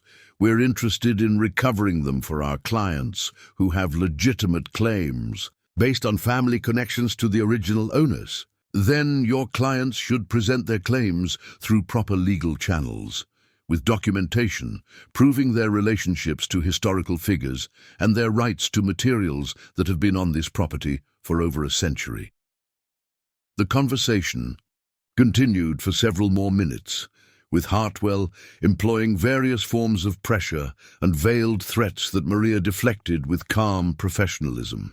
But after ending the call, she immediately contacted Jonathan Miles to discuss enhanced security measures and legal strategies for protecting the Foundation's work from people who viewed historical justice as an obstacle to personal profit.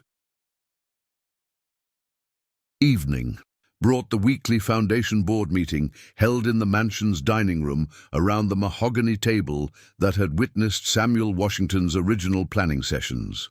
Board members included Catherine Washington, Jonathan Miles, Dr. Patricia Coleman from Tennessee State University, Reverend Marcus Johnson from Nashville's First Baptist Church, and Maria Rodriguez, a successful entrepreneur who had received her first business loan from the foundation. Maria, the scholarship program has received over 300 applications for next year's class, Dr. Coleman reported. Academic qualifications are excellent, but more importantly, these students demonstrate the kind of character and community commitment that Samuel Washington prioritized. The Housing Rehabilitation Program has completed 15 projects this quarter, added Reverend Johnson. Families are moving into homes they thought they'd never be able to afford, and local contractors are learning skills that make them more competitive in the broader market. But it was Maria Rodriguez who provided the most satisfying report. The Small Business Incubator has graduated 12 companies in the past 6 months.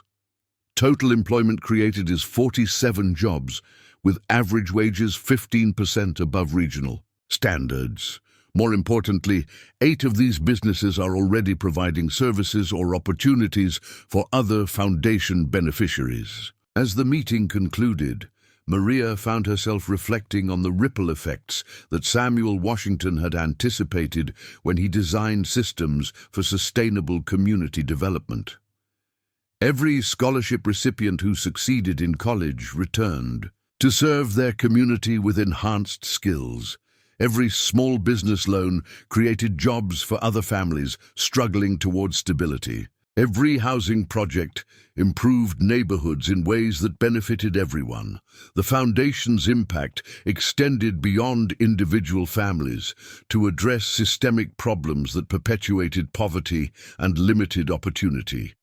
Educational programs that began with individual scholarships had evolved into partnerships with school districts that improved resources for entire communities. Business development that started with small loans had created networks of minority-owned enterprises that supported each other's growth and success.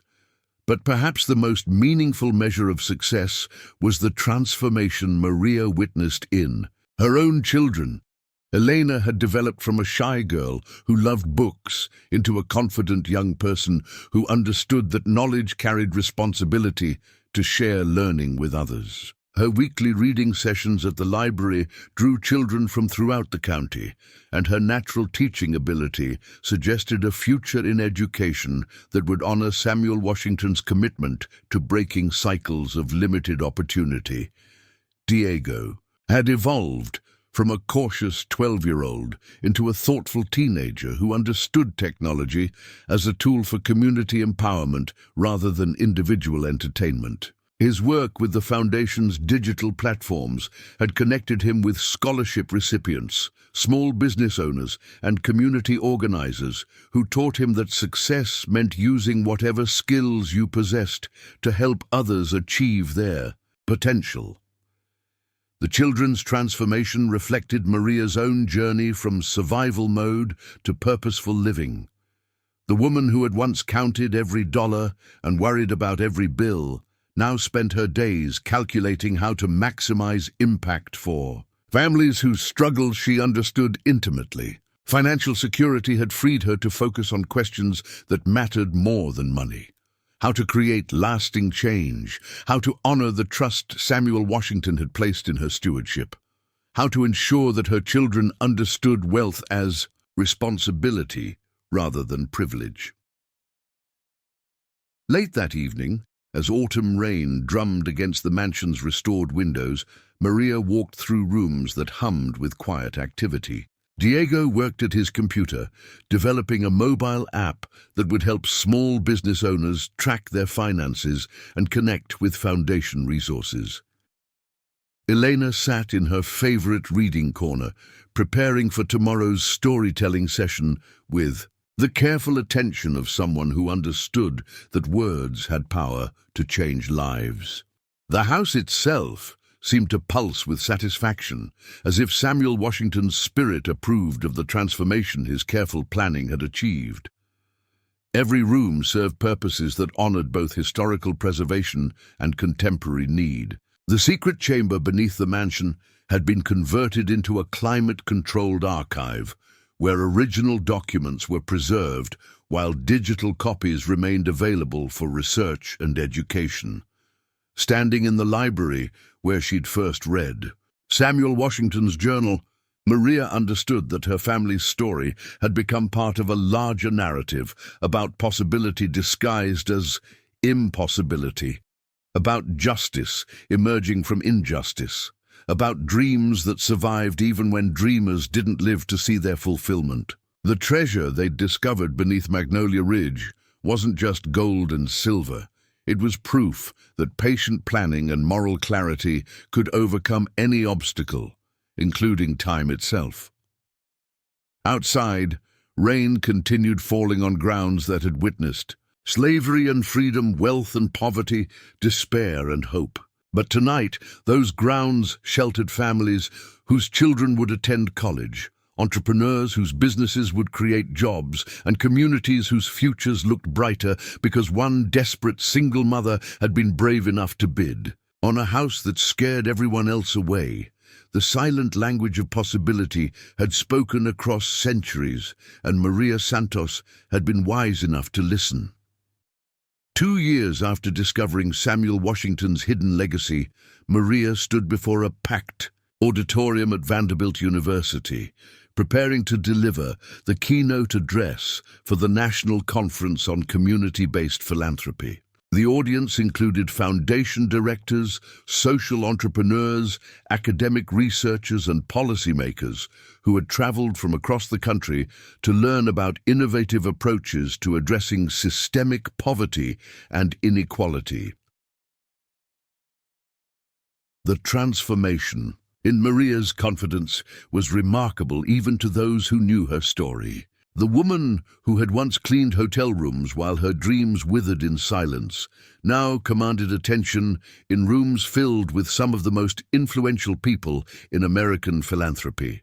But more importantly, she had learned to translate her lived experience into policy recommendations and program designs that addressed root causes rather than symptoms of economic injustice. Ladies and gentlemen, 3 years ago, I was a single mother working 3 part-time jobs, facing eviction, and wondering how to explain to my children why we had to move again, Maria began, her voice carrying clearly through the auditorium's excellent acoustics.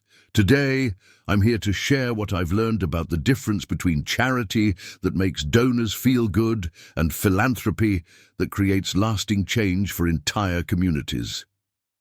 The presentation that followed challenged conventional wisdom about wealth distribution and community development. Using data collected from the Washington Foundation's programs, Maria demonstrated how traditional charitable models often created dependency rather than empowerment, while community-controlled resources generated sustainable improvements that benefited multiple generations.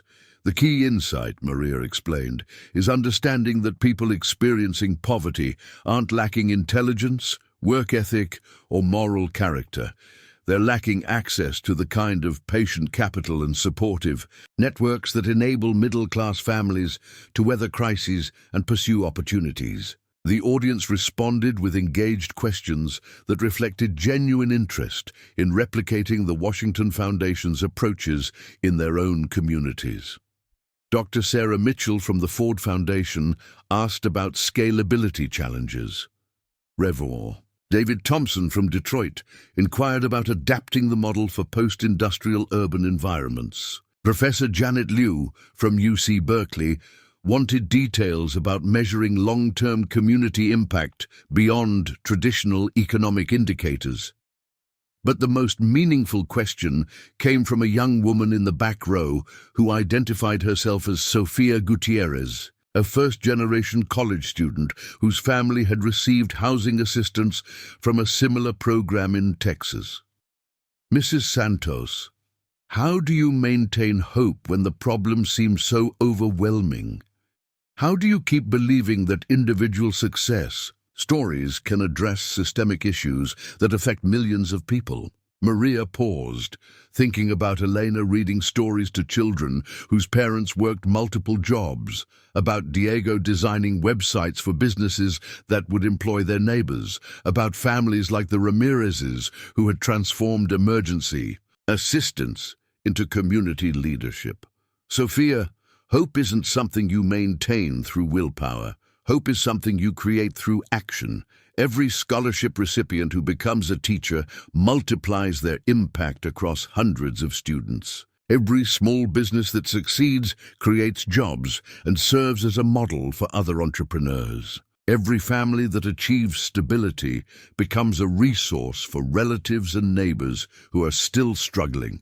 The conference concluded with commitments from 12 foundations to pilot community-controlled philanthropy programs in their regions, using the Washington Foundation's model as a framework while adapting to local needs and circumstances. Maria exchanged contact information with dozens of attendees who wanted ongoing consultation about implementation strategies, evaluation methods, and sustainable funding approaches.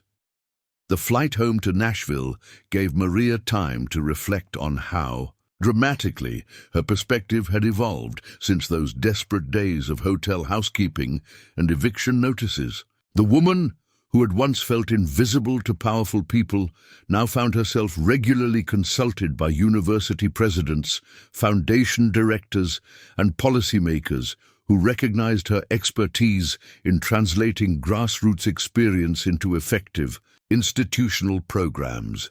Back at Magnolia Ridge, Maria discovered that her children had spent the weekend organizing a surprise celebration for the Foundation's second anniversary. The mansion's main rooms were decorated with artwork created by scholarship recipients, photographs documenting completed housing projects, and testimonial letters from small business owners whose enterprises had grown beyond their initial dreams.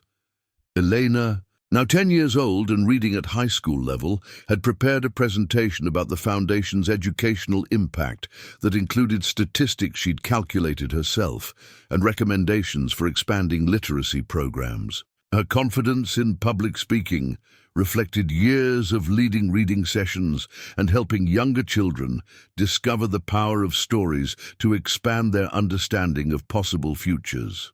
"Mommy, we've helped 847 children access better educational opportunities," Elena announced, consulting notes written in her careful handwriting. But more importantly, 312 of those children are now helping other kids with homework, tutoring, and mentoring. That means our investment is multiplying itself automatically.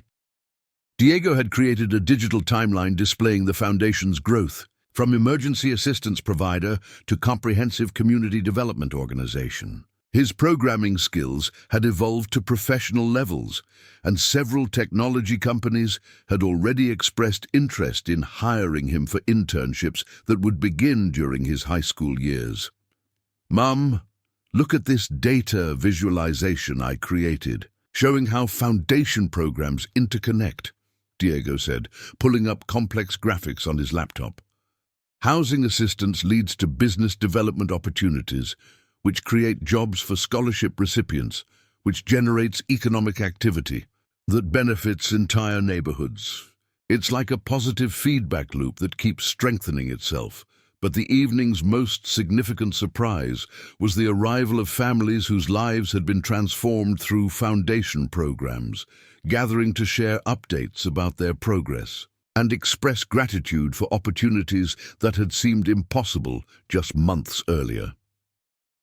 Carmen Ramirez brought news that her restaurant's catering business had expanded to serve 3 counties, employing 12 people and providing culinary training for young adults transitioning out of foster care. "Mrs. Santos, Miguel and I have been talking about opening a second location, maybe in Nashville, where we can reach more families and create more jobs." Marcus Williams, a scholarship recipient who had just completed his freshman year at Tennessee State University, shared plans for a summer internship with a non-profit organization that built affordable housing in rural communities. Mrs. Santos, I want to study architecture and urban planning so I can design communities that serve families. Like mine, families that need beautiful spaces but can't afford market-rate housing.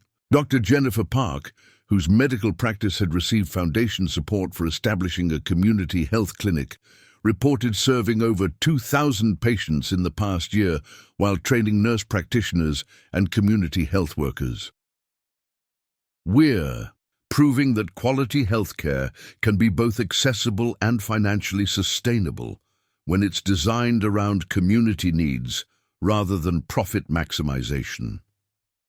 As the celebration continued late into the evening, Maria found herself in conversation with Catherine Washington, who had become not just a foundation board member, but a close friend whose wisdom guided many of the organization's strategic decisions. Maria, Samuel would be amazed by what you've accomplished, Catherine said as they stood on the mansion's front porch, looking out over grounds that now hosted regular community events, educational workshops, and cultural celebrations. He envisioned sustainable change, but I don't think even he imagined the level of innovation and community engagement you've created. Catherine, I think Samuel understood something that most philanthropists miss, Maria replied. He knew that lasting change requires trusting communities to identify their own needs and design their own solutions. Our role isn't to impose our vision of what people need. Our role is to provide resources and remove barriers so communities can implement their own visions. The conversation was interrupted by Elena's appearance on the porch, carrying a book.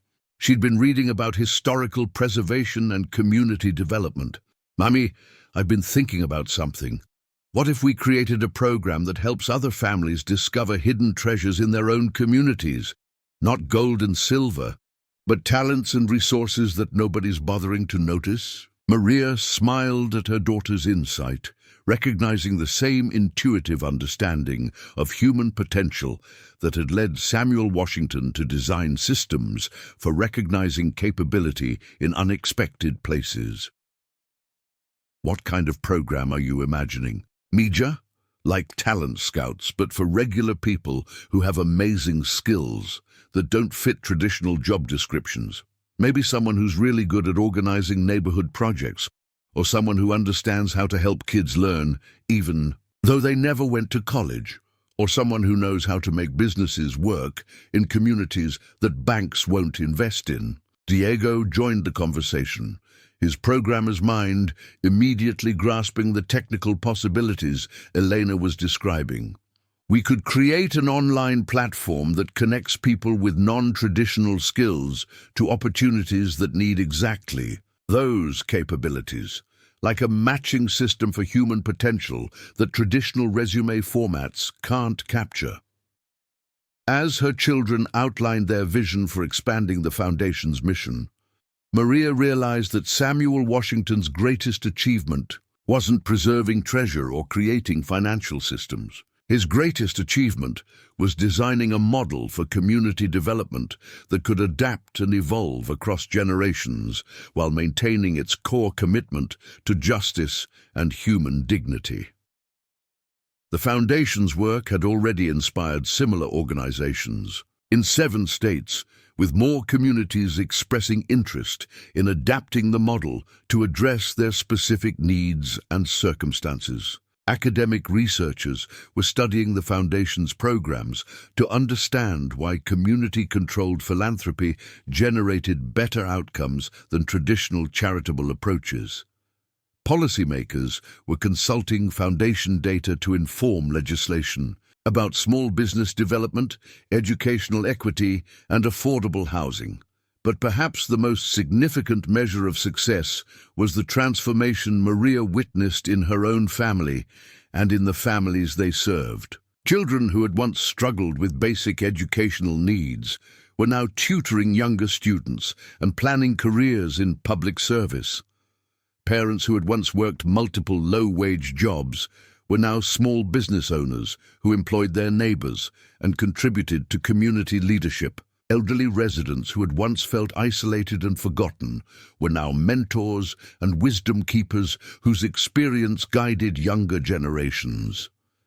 Standing on the porch of Magnolia Ridge Plantation, surrounded by her children and friends whose lives had been transformed through Samuel Washington's vision, Maria understood that her family's story had become part of something larger than individual success. They had become stewards of a legacy that demonstrated how historical injustices could be transformed into contemporary opportunities, how private wealth could be leveraged for public good, and how one person's desperate decision could ripple across time to create possibilities that previous generations had only dared to dream.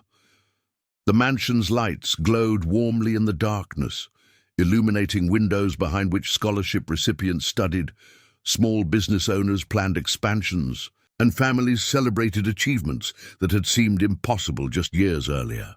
In the distance, church bells marked midnight, and Maria realized that tomorrow would bring new challenges, new opportunities, and new families whose potential was waiting to be recognized and supported. The treasure beneath Magnolia Ridge had revealed its greatest secret, that wealth's true value was measured not in what it could buy, but in what it could build, create, and inspire across generations of people who understood that individual success was meaningless without community transformation. 5 years had passed since Maria Santos first stepped through the doors of Magnolia Ridge Plantation, and the estate now served as the headquarters for a national movement that had redefined how America approached community development and philanthropic investment. The Washington Foundation's model had been replicated in 37 states, creating a network of community-controlled organizations that collectively managed over $2 billion in assets while serving millions of families who had previously been excluded from traditional economic opportunities.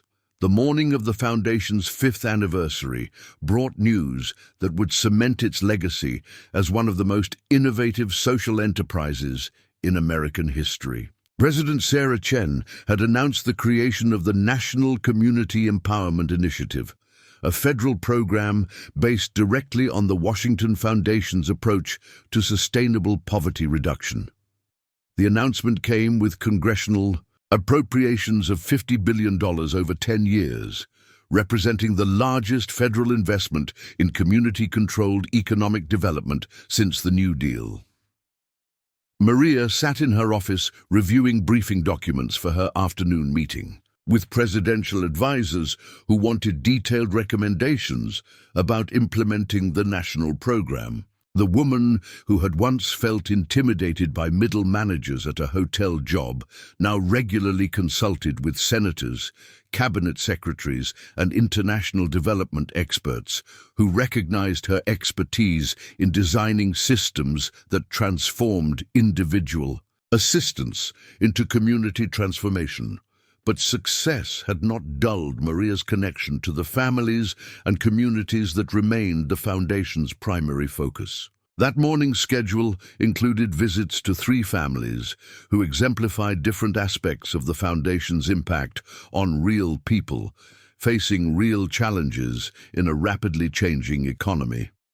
The first stop was the home of Dr. Patricia Morales, who had received her initial scholarship from the Foundation 7 years earlier, when she was a teenage mother struggling to complete high school while working nights to support her infant son. Patricia had graduated from medical school the previous month and was preparing to begin residency training in family medicine, with plans to return to her hometown and establish a practice serving rural communities with limited healthcare access.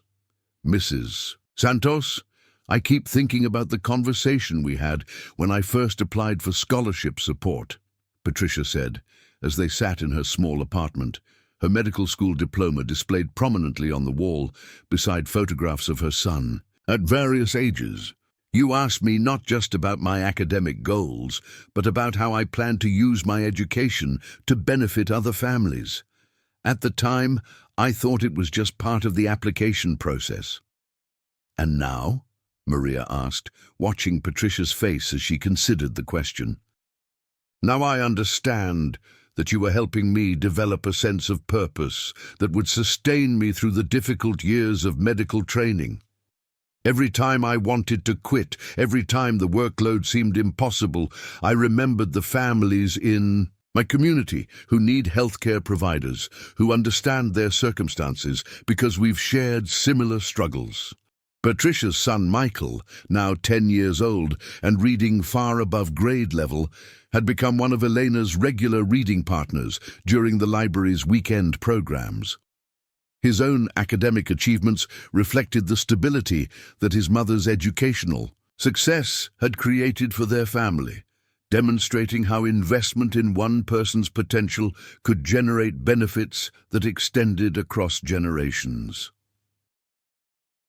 The second visit was to Riverside Manufacturing, a worker-owned cooperative that had grown from a small business loan recipient to a regional employer with 347 worker owners and annual revenues exceeding $15 million. The company specialized in producing solar panel components and energy-efficient building materials, combining environmental sustainability with community economic development in ways that traditional business models had failed to achieve.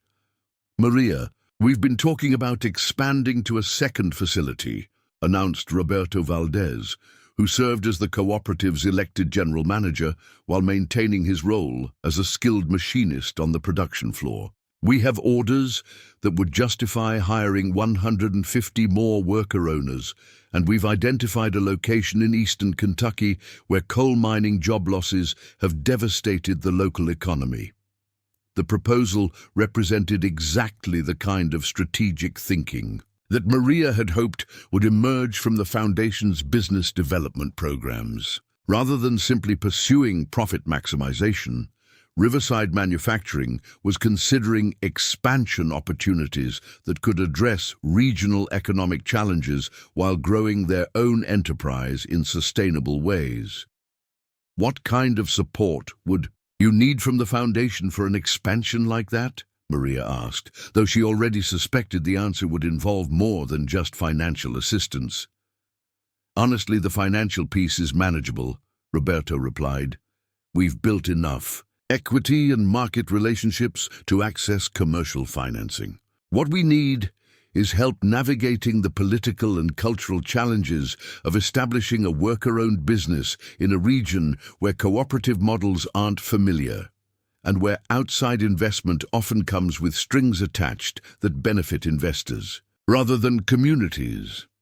The conversation continued for an hour, with Roberto and other worker owners describing their vision for expansion that would preserve local autonomy while sharing the knowledge and resources that had made their own cooperative successful. Their approach reflected the Foundation's core philosophy that sustainable development required building local capacity rather than creating dependence on external assistance. The third visit was perhaps the most emotionally significant for Maria, taking her to the home of Mrs. Joyce Washington, a 73-year-old retired teacher who had contacted the Foundation 6 months earlier with an unusual request. Mrs. Washington was not related to Samuel Washington, but her research into her own family's history had revealed connections to the Underground Railroad network that had operated throughout Tennessee before the Civil War. "Mrs. Santos, I've been thinking about your Foundation's work and wondering whether similar approaches might help preserve other kinds of historical legacy," Mrs. Washington said, as they sat in her living room, surrounded by carefully organized genealogical documents and photographs that traced her family's presence in the region back to the 1840s. Mrs. Washington's research had identified 17 properties in Middle Tennessee that had served as safe houses, meeting places, or supply depots for people escaping slavery. Most of these properties were now owned by families who were unaware of their historical significance, while others faced demolition due to development pressure or financial hardship among current owners. What I'm proposing is something like a historical preservation foundation that operates on community-controlled principles, Mrs. Washington continued. Instead of wealthy preservationists deciding which properties deserve protection, we could create systems that support local families in maintaining historically significant sites while generating income from educational tourism and cultural programming. The proposal resonated with Maria's understanding of how historical legacy could serve contemporary needs when managed with appropriate sensitivity and community involvement. The Washington Foundation's experience had demonstrated that preserving the past required connecting it meaningfully to present circumstances and future possibilities. That afternoon's meeting with presidential advisors took place via video conference, allowing Maria to participate while remaining at Magnolia Ridge to handle foundation business that required her direct attention. The advisors included Dr. Michael Rodriguez from the Department of Housing and Urban Development, Sarah Kim from the Treasury Department's Community Development Financial Institutions Fund, and Jennifer Martinez from the White House Office of Social Innovation and Civic Participation. Mrs. Santos, we're particularly interested in how the Washington Foundation has maintained local autonomy while achieving scale sufficient to address systemic problems, Dr. Rodriguez began. Most federal programs struggle with the tension between standardized requirements and community-specific needs. The key insight, Maria replied, is understanding that effective programs require consistent principles rather than identical implementations. Our affiliate organizations in different states use the same decision-making frameworks and evaluation methods, but they adapt specific programs to address local economic conditions, cultural contexts, and community priorities. The conversation explored technical aspects of program design, funding mechanisms, and accountability systems that would be essential for successful national implementation. But the advisors' most penetrating questions focused on political sustainability, how to design federal programs that could survive changes in presidential administrations and congressional priorities. Maria, what advice would you give about building bipartisan support for community empowerment initiatives? Asked Jennifer Martinez. Your foundation has received praise from both conservative and progressive policymakers, which is unusual for poverty reduction programs. I think the key is focusing on outcomes rather than ideology, Maria responded. Conservatives appreciate that our programs reduce dependence on government assistance while building local business ownership and community self-reliance. Progressives appreciate that we address systemic inequality while empowering marginalized communities to control their own development processes. Both perspectives are accurate because community empowerment transcends traditional political categories. As the video conference concluded, Maria found herself reflecting on how dramatically the national conversation about poverty and community development had evolved since her family's arrival at Magnolia Ridge. Programs that had once been considered experimental or idealistic were now being adopted as mainstream policy solutions by government agencies, academic institutions, and private foundations across the country. But the most meaningful measure of success remained visible in the daily life of her own community. Elena, now 13 years old and actively involved in foundation programming, had developed into a confident young leader who understood education as a tool for community transformation rather than individual advancement. Her weekend reading programs now attracted children from 3 counties, and her natural teaching ability suggested a future career in education that would honor Samuel Washington's commitment to breaking cycles of limited opportunity. Diego. At 17, had already been accepted to 3 prestigious universities with full scholarships, but he had also received job offers from technology companies that valued his innovative work designing digital platforms for community organizations. His choice to defer college admission for a gap year focused on expanding the foundation's technological capacity reflected maturity and commitment that impressed everyone who worked with him. "Mum, I've been thinking about Elena's idea for talent scouting in communities," Diego said that evening as the family gathered for dinner in the mansion's restored kitchen. "What if we created a program that identifies teenagers who have informal leadership skills but don't fit traditional academic or athletic scholarship categories?" Elena nodded enthusiastically, like kids who are really good at helping their neighbors solve problems, or who understand how to make things work even when they don't have proper resources, or who can bring people together when there's conflict. The conversation that followed embodied everything Maria had learned about community development that addressed human potential in all its diverse forms. Her children's ideas reflected their understanding that talent existed everywhere, but opportunity did not, and that systematic change required recognizing capability in forms that traditional institutions often overlooked or undervalued.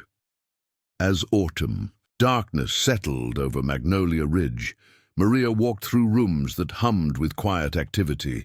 The mansion's library hosted a study group for scholarship recipients preparing for graduate school entrance exams. The former servants' quarters buzzed with activity as small business owners worked on expansion plans and marketing strategies. The dining room served as a meeting space for community leaders, planning a regional conference on cooperative economic development. Standing in Samuel Washington's former office, now converted into a resource center for families researching their own historical connections to the property and surrounding region, Maria understood that her family's story had become part of something much larger than individual success or even community transformation.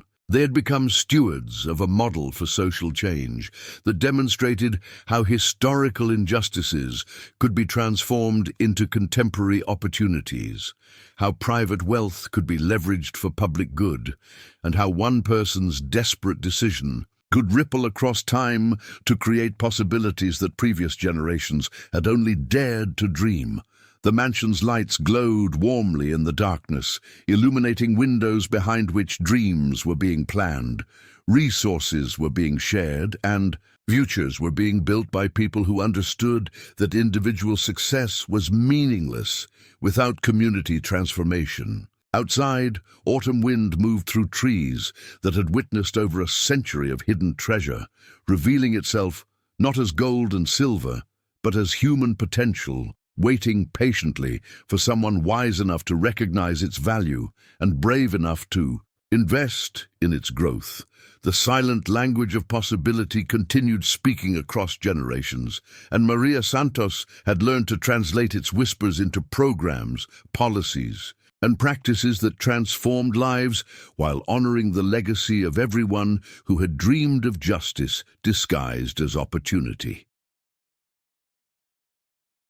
10 years after that first desperate morning, when Maria Santos had stepped through the doors of Magnolia Ridge Plantation, she stood once again in the mansion's grand foyer, but this time she wasn't alone. The space buzzed with energy as hundreds of families gathered for the Washington Foundation's 10th anniversary celebration, their voices creating a symphony of languages, dreams, and shared triumph that would have made Samuel Washington himself weep with joy. The transformation was breathtaking in its scope and depth. Elena, now 18, and preparing to begin her freshman year at Howard University on a full academic scholarship, moved through the crowd with the natural grace of someone who had grown up understanding that leadership meant service.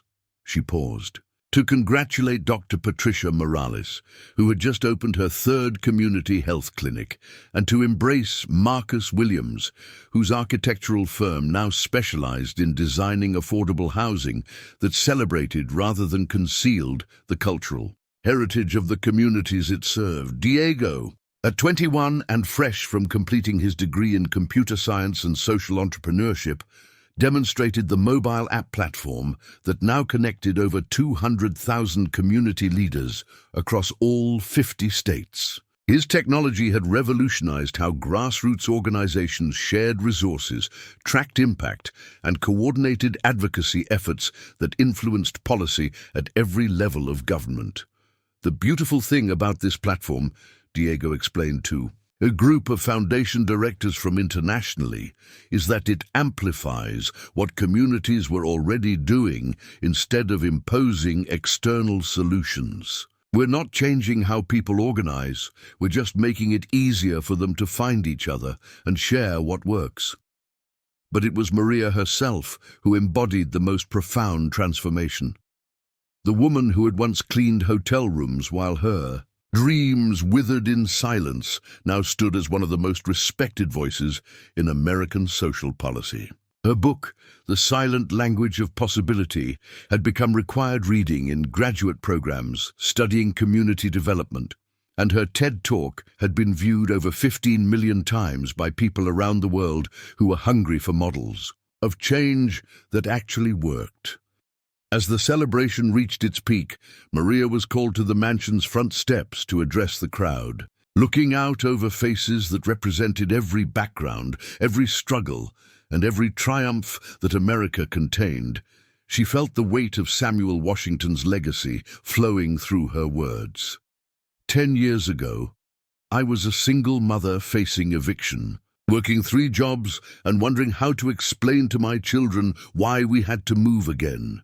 Maria began, her voice carrying clearly across the grounds. I made a desperate bid on a house that everyone else was too smart to want, and I discovered something that changed everything I thought I knew about treasure, about worth, and about the power of seeing potential where others see only problems. The crowd was completely silent, understanding that they were witnessing something rare. A moment when someone who had lived through transformation could articulate its deeper meaning for everyone who was still struggling toward their own breakthrough.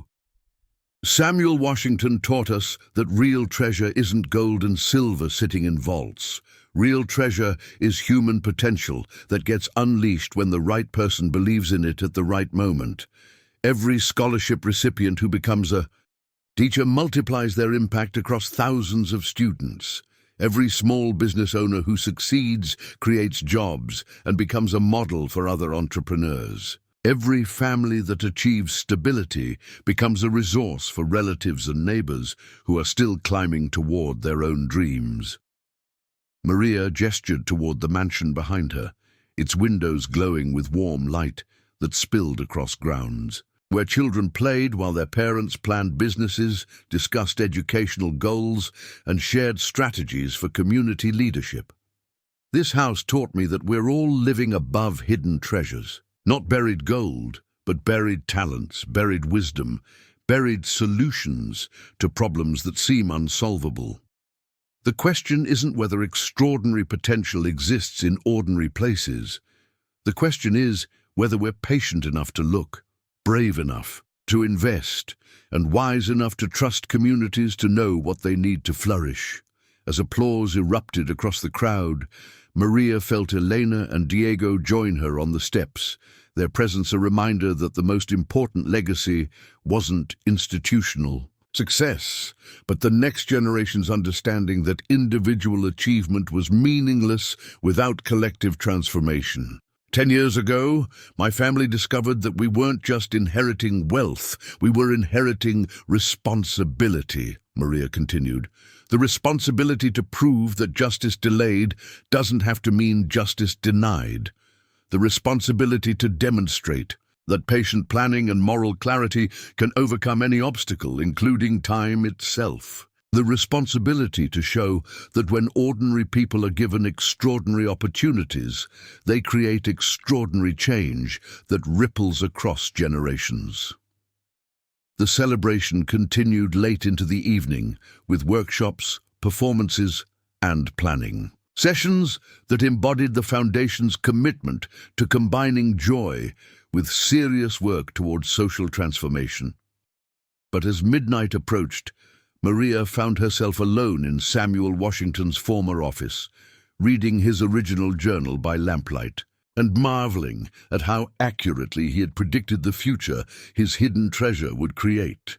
In the final entry, dated just days before his death in 1863, Samuel had written words that seemed directed across time toward the family that would eventually fulfill his vision. Someday someone will find what we have hidden and understand that it was never really about the gold. It was about proving that hope, properly invested, can compound across generations until it transforms the world. Whoever finds this treasure will discover that they were the treasure we were really seeking. People with hearts large enough to see abundance where others see scarcity, and courage sufficient to share that abundance until scarcity becomes impossible.